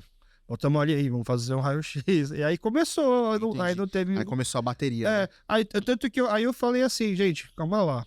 Acho que qualquer coisa que a gente for fazer nele agora não vai dar certo. Então eu vou sair daqui do hospital, eu vou acalmar ele, vou deixar ele descansar em casa, dar comida. Se eu achar que piorou, eu volto. A gente não pode dispensar o senhor. Não, mas eu tô assumando daqui por minha conta e risco, eu tô indo embora assim mesmo. Eu virei e fui embora. Justíssimo. Né? Entendeu? E aí foi aquela coisa, passou dois, 3 dias, melhorou e a gente acha que foi a virose. Aí a virose é desculpa pra tudo agora, pra gente, né? E agora, só que aí, como a gente não tem uma vida fácil, agora também tem a dengue, né? Tem a dengue. Agora todo mundo tá ficando com dengue e aí também a dengue também é aquela coisa assim, adianta a gente saber que tá com dengue, né? É igual, adianta saber que tá com Covid, vai mudar alguma coisa na forma do tratamento? A dengue, muitas vezes a gente fala que o tratamento seria mais à base de sintomáticos, né? Uhum. Mas quando você faz o diagnóstico da dengue, primeiro a gente tem que notificar para a gente ter os dados epidemiológicos de quantos casos estão tendo, Entendi. que regiões estão tendo, para a gente poder, né? É igual fazer o BO na delegacia quando rouba para poder mapear. Para entrar com intervenção, mas dependendo também de como estão os exames do paciente, muitas vezes a gente faz reavaliações. Por exemplo, a gente está com um paciente que estava com tanto de plaquetas, deu dengue positivo. Vamos reavaliar ele a cada 2 dias para assegurar que a evolução dele não vá para uma dengue hemorrágica, que às vezes o paciente não complique, porque tem a dengue é classificada, né? Tem 5 sorotipos diferentes, 1, 2, 3, 4 e 5. No Brasil tem do 1 ao 4, né? Só que a gente classifica a dengue como A, B, C e D, né? Que é por gravidade. E aí... O A é o mais leve? A e B é mais leve, mas quando é C e D você já tem que estar internado, né? Porque às vezes tem algum dos sinais de alarme. Tem alguns sinais de alarme que você fala assim, não, tem que deixar o paciente internado, tem que fazer hidratação na veia, tem que acompanhar como que tá o fígado dele e todas as outras enzimas relacionadas à doença para ver se vai acontecer alguma coisa. Porque às vezes o paciente pode afundar do nada.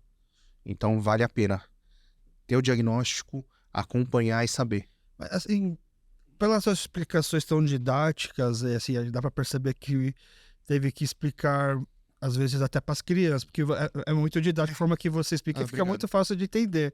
Aproveitando, né, então, esse embalo para tirar minhas dúvidas, assim, eu até brinco que as pessoas falam que eu abuso da minha profissão de podcasters para fazer consultas grátis, né? Então eu chamei uma nutricionista aqui e eu fingi que era uma entrevista de nutricionista e fiz uma consulta praticamente, né? Então, tô trazendo meu filho aqui agora para fazer a análise, tô brincando, tá? Olha aí, ele tranquilo. Não, mas ele tá no passeio hoje da escola, tá super... Passou repelente? Muito. Não, e aí minha esposa ainda botou repelente na mala e ainda fez o meu filho, que ele aprendeu primeiro coreano. Uhum. Então agora que ele tá aprendendo português, né? Tá com 5 anos. E agora tá ainda na escola brasileira. Então fez lá, treinou ele a falar para depois pra professora passar mais repelente nele. Que legal. Ele foi numa fazendinha lá. E agora o medo é essa questão da dengue. Mas aproveitando então essa parte didática, Sim. tem alguns mitos, algumas coisas que você vê que as pessoas perpetuam, que está na hora, por exemplo, de parar. Assim, até aproveitando, por exemplo, da parte nutrólogo que você tem, né? Eu sei que é para pediatras, né?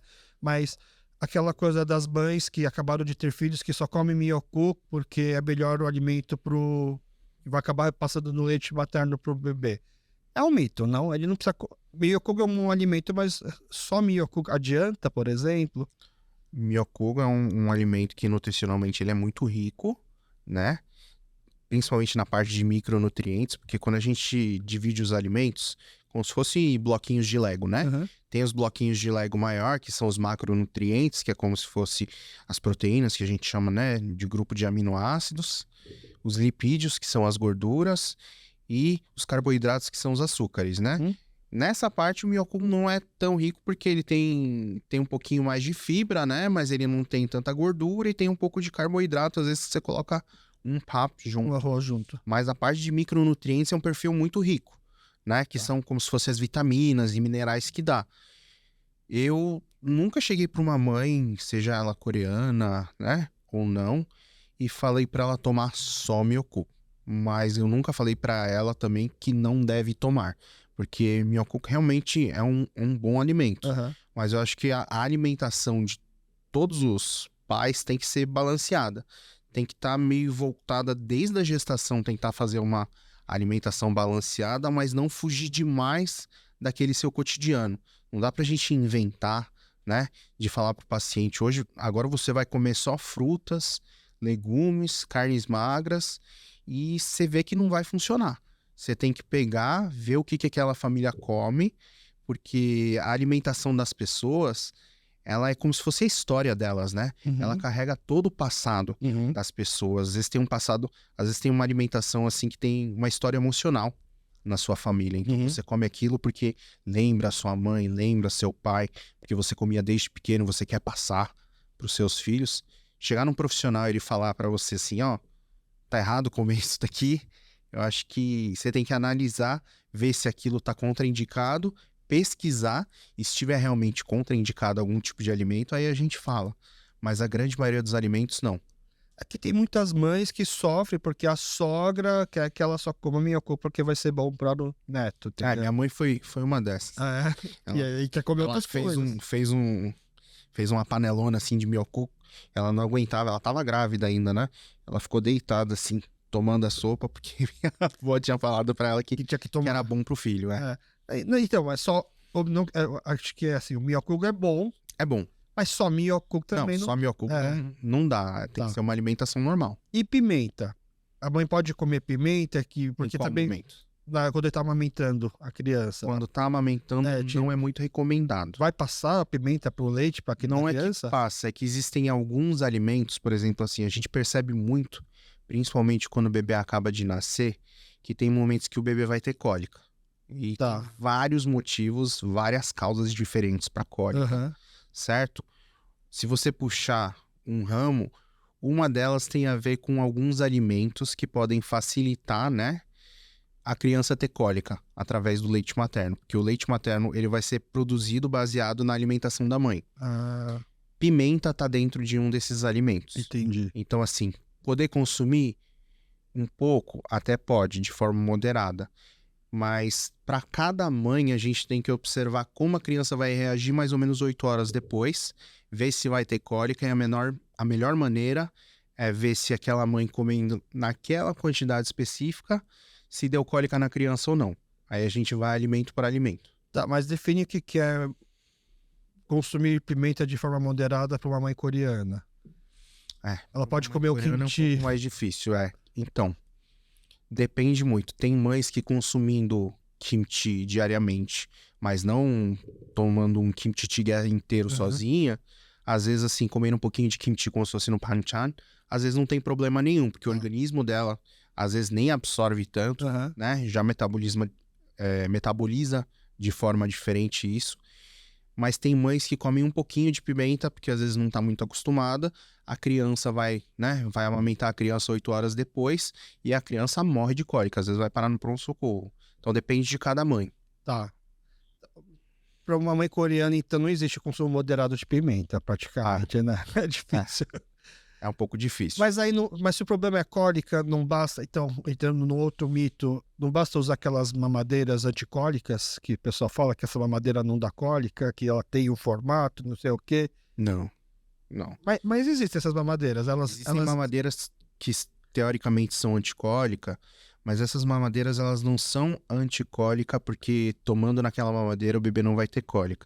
É porque existem vários motivos para cólica. Um deles, às vezes, é o bebê quando tá mamando, ele engolir ar junto. Uhum. E aí esse ar passar pelo trato gastrointestinal dele, produzir uma distensão gasosa e causar essa cólica, né? Aí essas mamadeiras, elas diminuem para quase nada a quantidade de ar que passa junto. Então o bebê mama mais a fórmula mesmo nesse momento. Aí para esse tipo de cólica, né, que é causada pelo bebê engolindo um pouquinho de ar, engolindo um pouquinho de ar toda hora, aí ela ajuda. Mas para outros tipos de cólica, não. Tá. E outra desculpa para mim que eu lembrava, assim, é fácil ser pediatra, porque você vai falar se é vírus ou bactéria, e se é bactéria. Outra coisa, assim, qualquer coisa assim, você não sabe por que a criança tá chorando, é porque tá nascendo o dente. E esse dente demora meses para aparecer, né?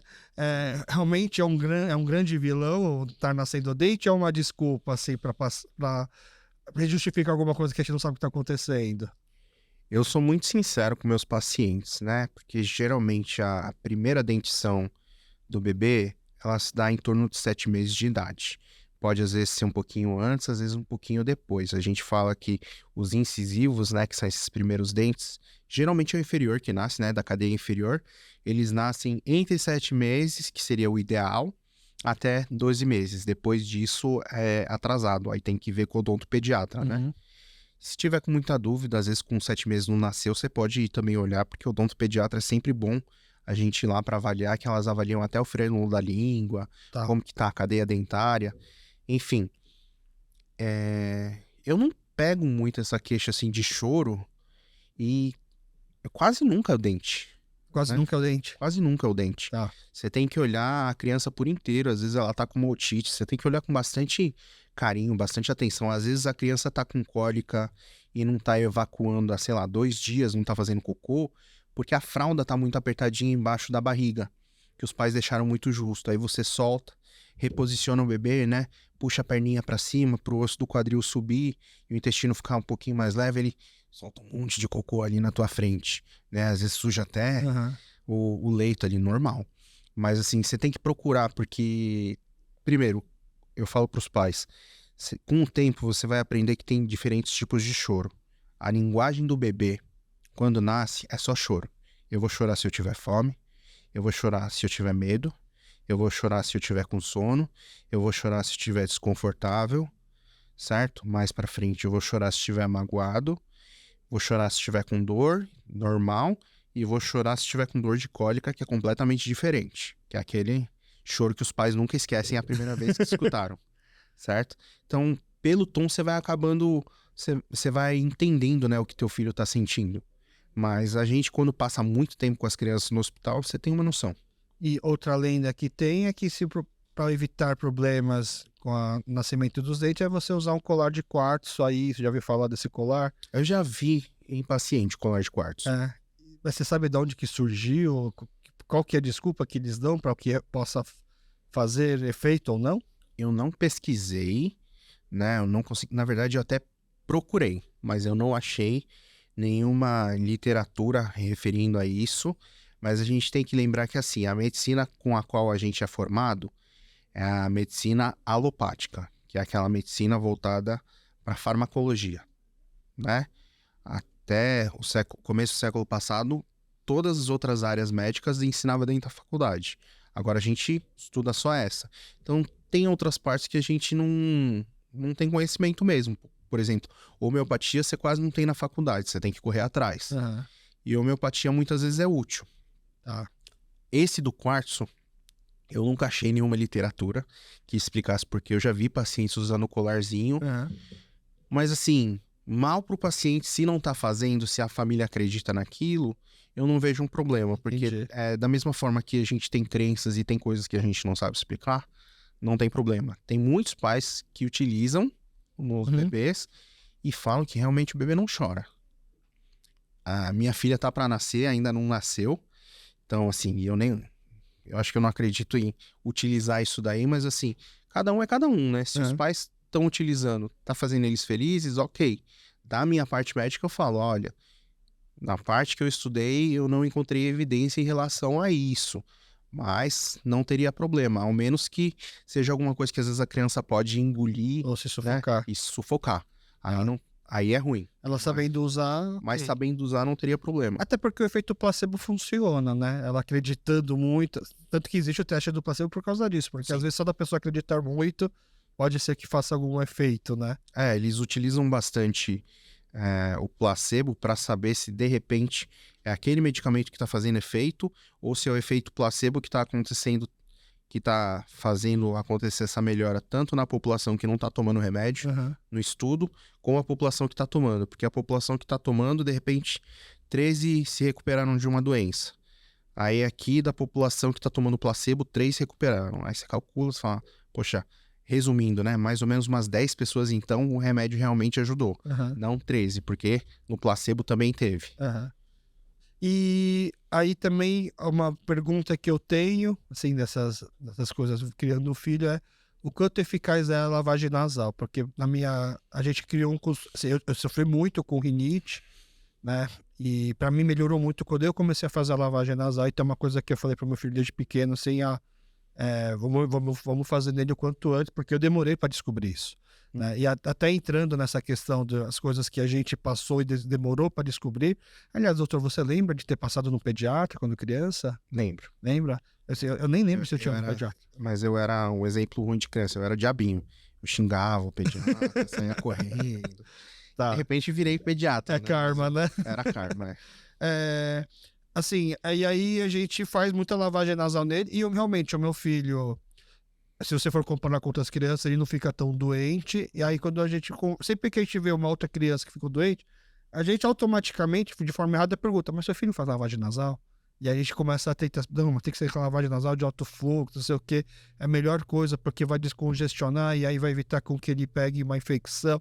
E a gente acaba pregando como se fosse verdadeiros médicos, mas porque é uma coisa que acontece com a gente que a gente nem sabe se ele estaria realmente não ficando doente também sem fazer toda essa lavagem que a gente faz. É uma coisa comprovada também ou é tipo um colar de quartzo? Não, lavagem nasal é extremamente importante. A gente tem que lembrar que quando o bebê nasce, até os 2 anos de idade mais ou menos, ele vai ter a respiração predominantemente pelo nariz, né, nasal. Ele vai saber respirar voluntariamente pela boca, conseguir dormir sem ter tido nenhuma crise. Se for só natural, ele não ficou doente, perto dos 2 anos de idade que ele vai respirar pela boca. Então, tudo é pelo nariz. Se, de repente, o bebê, o recém-nascido, né, ou latente, a criança que ainda está amamentando, está com o nariz entupido de coriza, ou está entupido com uma secreção um pouquinho mais esverdeada, mesmo com a boca livre, a criança pode sufocar. Então, ela muitas vezes chega no pronto-socorro, assim, muito cansada, e aí você vai e faz a lavagem nasal e realmente você desobstrui as vias aéreas, né, superiores. Então, é extremamente importante nesse aspecto e em outros aspectos também. A gente tem que lembrar que se a gente cortasse a cabeça na metade, tem a parte de cima, né, que a gente chama de nasofaringe, tem o céu da boca, que a gente chama de pálatos médicos, e a boca, né? Nessa região de cima, a gente não tem o buraquinho do nariz, o triângulozinho e de repente tá livre. A gente tem uma série de tuneizinhos ósseos para fazer o ar andar um pouquinho mais turbilhonado, para ele não vir direto, para esquentar e para filtrar também esse ar que vai chegar no pulmão. O que acontece? Tem um acúmulo, né? A gente tem a secreçãozinha transparente que a gente produz, né, na mucosa do nariz, e ela vai tentar proteger a gente e tentar filtrar isso daí junto com os cílios, que são os pelinhos dentro do nariz. Só que a decorrência do tempo que a gente não vai lavando o nariz, vai acumulando sujeira. Aquela secreçãozinha que está em todos esses tuneizinhos, ela vai acabando ficando mais espessa. E às vezes se você não fizer essa lavagem nasal para trocar, para sair essa secreção, né? E para você deixar mais livre, às vezes você cria um meio de cultura para bactérias multiplicarem. Às vezes você obstrui os buraquinhos aqui que a gente tem por dentro, né? Que são os seios da face, né? São as partes ocas dentro do crânio aqui, ó. Uhum. Tipo, você tem aqui, aqui e aqui, certo? São partes ocas que se formam algumas dos 3 anos para frente, algumas dos 5 anos para frente. Mas se você obstrui, você tem a tal da sinusite, que é Uhum. aquele catarro dentro do osso que demora pra caramba pra tratar. Se você fizer bastante lavagem nasal da maneira correta, você evita muito. Então, vocês estão certos. Qual que é a frequência? Existe uma frequência ideal? Depende da idade da criança, mas eu falo assim, quando a criança é muito pequena, você tem que fazer diariamente. E em bebês eu falo pros pais, sempre que tiver um pouquinho de coriza, você já tenta fazer lavagem nasal. Uhum. Porque você vai tentar desobstruir a via aérea, né? Para crianças menores, é para desobstruir. Crianças um pouquinho maiores, pelo menos uma vez por dia. Tá. O problema é quando você faz errado, você faz com força demais e aí dá otite, Da né? otite. E aí precisa também virar um pouquinho para poder facilitar para Isso. pro ouvido. Entendi. Bom, basicamente acho que eram essas minhas dúvidas. Então, obrigado pela consulta. É isso. Sem problemas. Eu espero que a gente possa ter ajudado a tirar dúvidas de alguns pais, mas agora voltando para o Christopher, não o médico, para o Christopher, filho de imigrantes coreanos, a gente entra na parte final do programa e eu puxo, é como se fosse assim um fechamento, mas que a gente aproveita para falar um pouco mais das nossas raízes, que é quando eu peço indicações, tá? A primeira indicação é gastronômica, o que você gosta de comer, mas o tema é comfort food, então quando você acha que está ficando doente ou está ficando triste, até será que é certo a gente falar que quando está ficando doente, tal comida vai te resolver? Você, como nutrólogo, pode explicar pra gente se isso é melhor ou não? Porque eu, como coreano, nossa, acho que eu vou pegar uma gripe, preciso comer uma sopa. E eu acho que essa sopa vai estar me curando. E muitas vezes funciona, talvez, igual como se fosse um colar de quartzo psicologicamente. Aí você me fala se isso está certo ou errado. É besteira, come uma pizza, porque é a mesma coisa e o importante é que você está bem. Segundo, é uma indicação de streaming para aquelas pessoas que ficam mais tempo escolhendo alguma coisa para assistir. O que elas gostam, o que você sugeriria para ela assistir para passar rápido, para descansar, passar o tempo, para sair mais informado. Pode ser conteúdo coreano, filme de série coreana, mas também não precisa ser. Pode ser aquilo que você gosta ou aquilo que é da sua área de especialidade. E por último, se te levarem para uma sala de norebá, um karaokê, falarem assim, hoje você só sai daqui se cantar uma música, ou você só sai daqui, mas só pode cantar uma música, que música que você cantaria? Vamos começar pela comida, já que você está falando com um nutrólogo. Perfeito.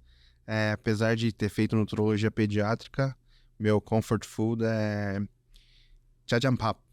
Jajangmyeon, não é nem o meu, Não, com arroz. jajangmyeon, porque minha avó, né, a mãe do meu pai fazia. Eu tenho essa memória de quando eu vinha para São Paulo, de Belo Horizonte, e eu comia essa comida dela. Então eu aprendi a fazer e fui aprendendo a cozinhar para fazer exatamente como ela fazia. Então Legal. me remete muito à imagem dela quando eu tô assim mais cansado ou mais para baixo. Às vezes eu faço jajangmyeon para minha esposa, mas aí eu pego o jajang e como com arroz. Você prefere comer com arroz aqui com macarrão?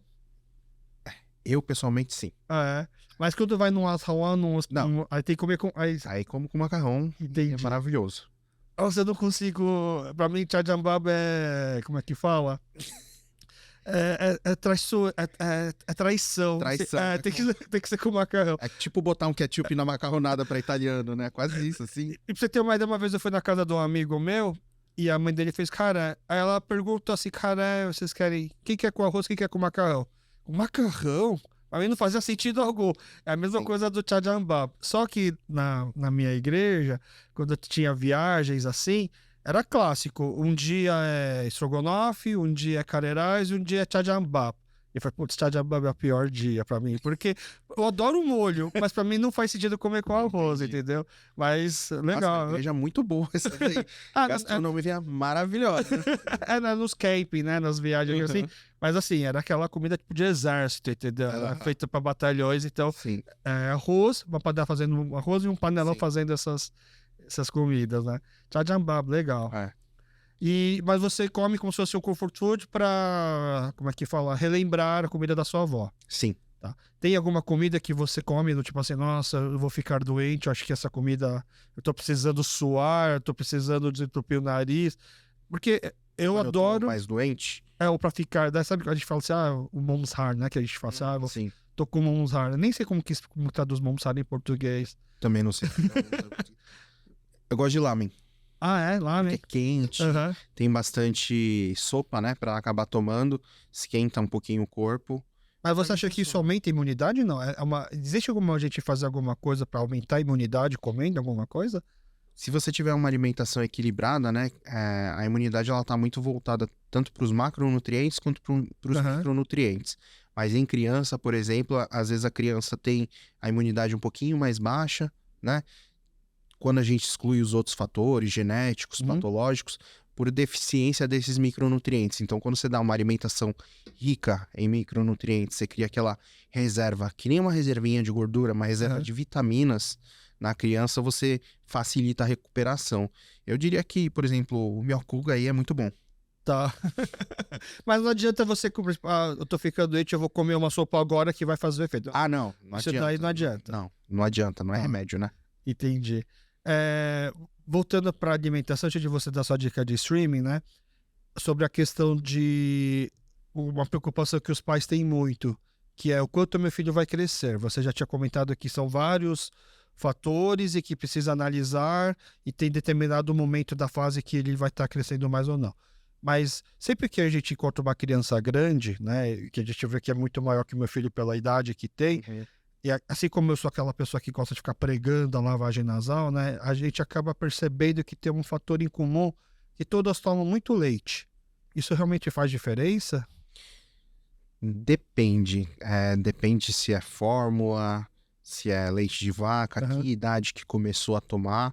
Mas uma dica que eu posso dar para os pais é assim: independente da altura dos pais, né, da genética dos pais, se o pai tem 2 metros ou tem 1,5 m, se duas crianças nasceram com o mesmo tamanho, com o mesmo peso, até os 2 anos de idade, o potencial genético ele não se manifesta no crescimento, a não ser que tenha uma patologia de base, uma síndrome, alguma coisa assim.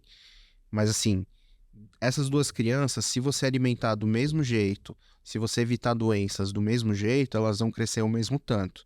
Então, até os 2 anos de idade, é como se fosse uma corrida no qual todo mundo tem o mesmo carrinho Tá. para correr. Aham. Então, até os 2 anos de idade, você pode potencializar, né, ao máximo o crescimento aí do teu filho. Depois disso, o fator genético ele influencia bastante. Então, vai depender muito da altura dos pais. Tem crianças que eu vejo, às vezes, com pais menores, mas que a criança nasceu com um tamanho bom, os pais cuidaram super bem, a criança nunca ficou doente e a criança é grandona. Às vezes, 2 desvios padrões que a gente chama, né? Naquela curvinha de crescimento, Aham. tem as curvas diferentes. O desvio padrão seria a curvinha para cima ou para baixo. Às vezes, a criança é bem maior, né? Do que as outras Tá. crianças. Mas, por exemplo, o pai tem 2 metros, a mãe tem 1,50 m, o filho vai ter 1,75 m? Ou ele vai puxar o pai vai ter 2 metros, ou ele vai puxar a mãe e vai ter 1,50 m? A gente tem que fazer o cálculo, né? Da estatura, né? Que seria. Aham. Eu precisaria de uma calculadora agora para fazer certinho. Mas é pela média dos dois? Não é tipo, meio que... ou ele puxa o pai ou ele puxa a mãe? Não, você meio que faz a média entre os dois. Aí você faz um cálculo onde você soma para mais, né? Quando a altura da mãe, certo? Se for homem. Aham. Agora, ou você tira alguns centímetros da altura do pai, se for uma menina, e aí você faz essa média. Mas isso daí é uma estimativa do que seria a estatura-alvo da criança, baseada no tamanho dos pais.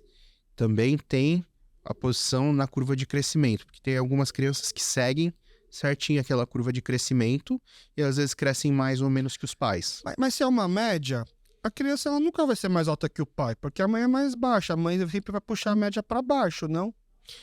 Às vezes... Então, por isso que eu falo que assim, a altura estimada da criança baseado na estatura dos pais.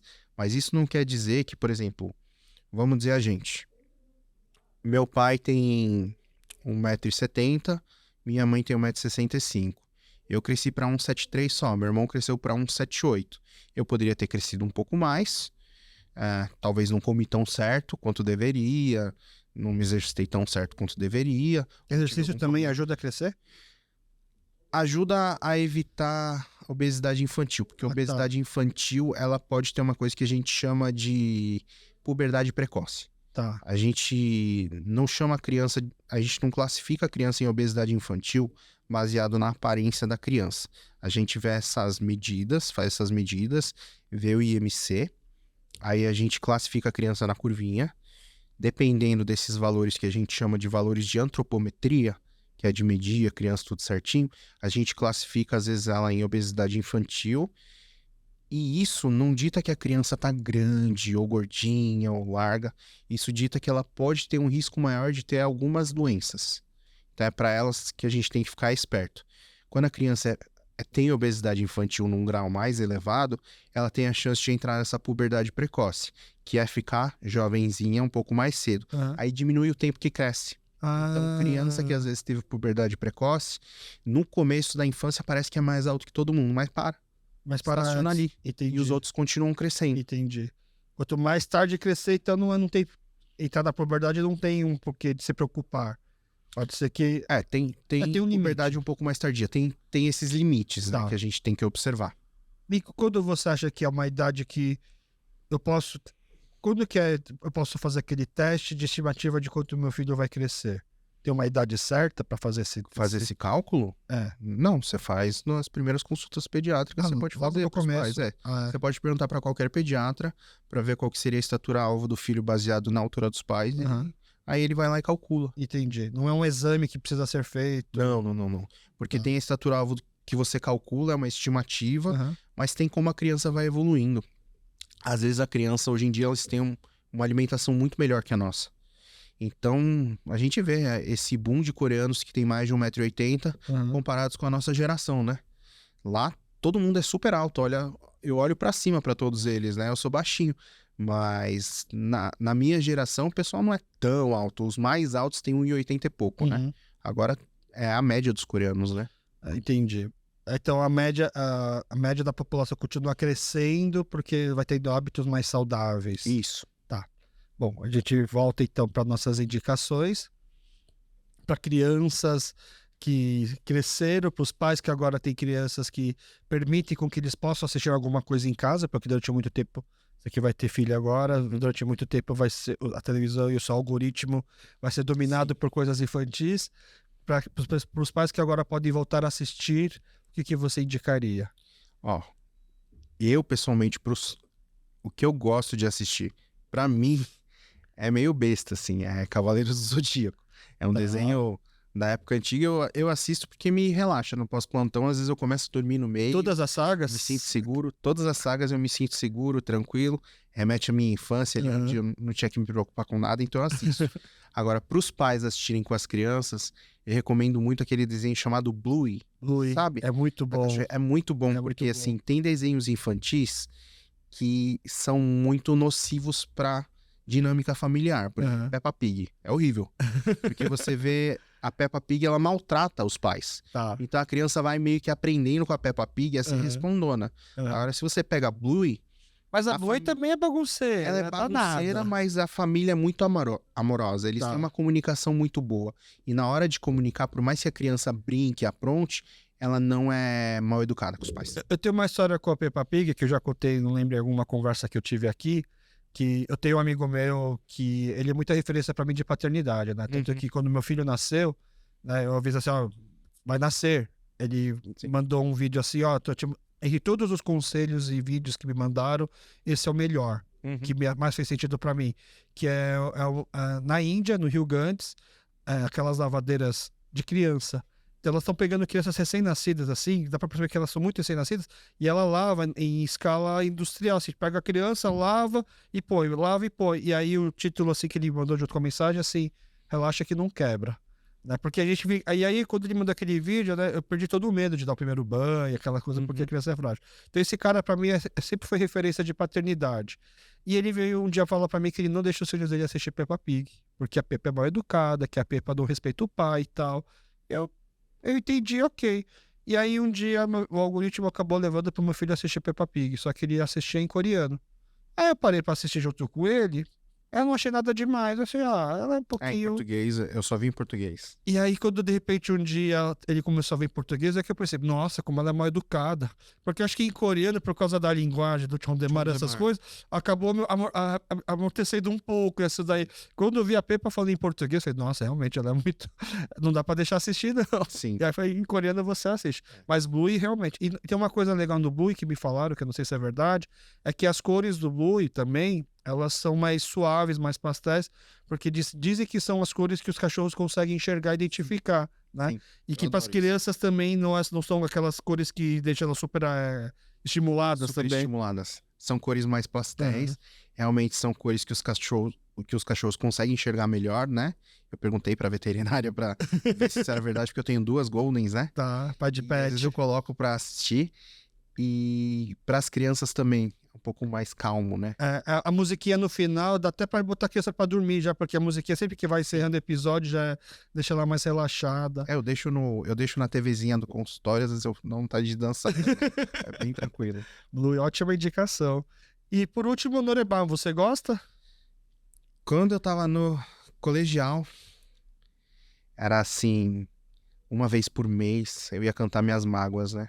Tá. Eu ficava com um amigo coreano, um amigo brasileiro, sei lá. E ia de vez em quando, assim, uma vez por mês, sei lá, no aniversário, acho que meu aniversário do 3º colegial foi a primeira vez que eu fui, né, pra cantar. Então era só... E parou de ir? Parei. Tá. Minha voz é desafinada hoje. Sua esposa não conhece seu lado cantor de Noreban?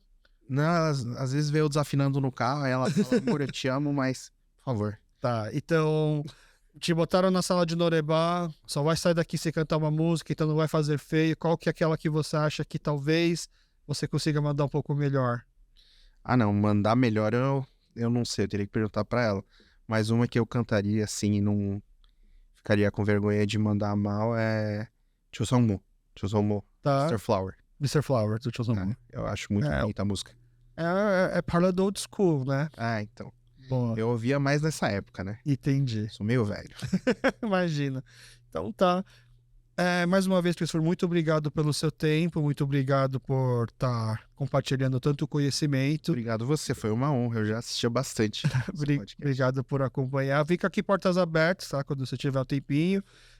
E fica aqui de prova que logo no começo do episódio eu permiti você deixar o celular ligado para poder receber qualquer mensagem, qualquer WhatsApp. Aliás, a gente nem entrou nesse assunto. Me fala, explica para os pais agora a oportunidade para você explicar qual que é a etiqueta do WhatsApp. O que é normal, o que pode fazer, ou a partir de quando está abusando do pediatra.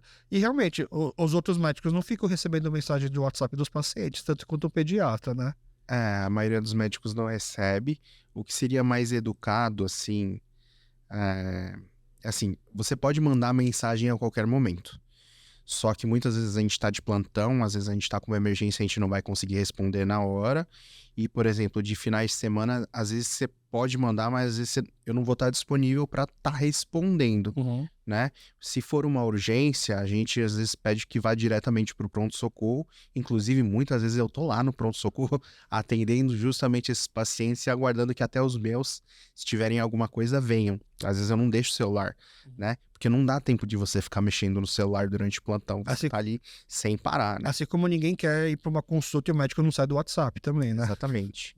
Então, durante as consultas também eu aviso os pacientes, hoje estou em horário de consulta, eu vou conseguir responder nos intervalos entre as consultas, talvez no horário de almoço, mas eu não consigo responder enquanto eu tiver, por exemplo, com um compromisso. E eu falo que uma semana do ano, que é o aniversário de casamento e o aniversário da esposa, eu acabo ficando indisponível aí, ou eu passo para colega, ou eu peço para passar no pronto-socorro se for alguma urgência.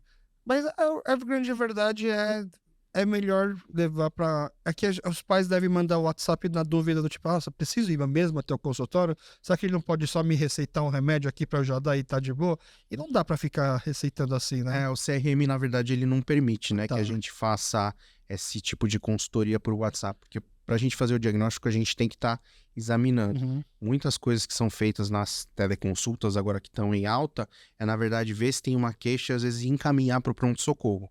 Tá. Entendeu? Se for um paciente que, por exemplo, eu vi ontem, no consultório e às vezes eu já esqueci de prescrever alguma coisa ou que eu deixei já uma prescrição pronta falando assim, se acontecer isso, toma tal coisa, é diferente de repente o paciente falar, olha, meu filho tá com essas bolinhas aqui, posso mandar só um antialérgico? Dependendo das bolinhas que a criança tem, às vezes é alguma coisa que precisa levar no pronto-socorro, né?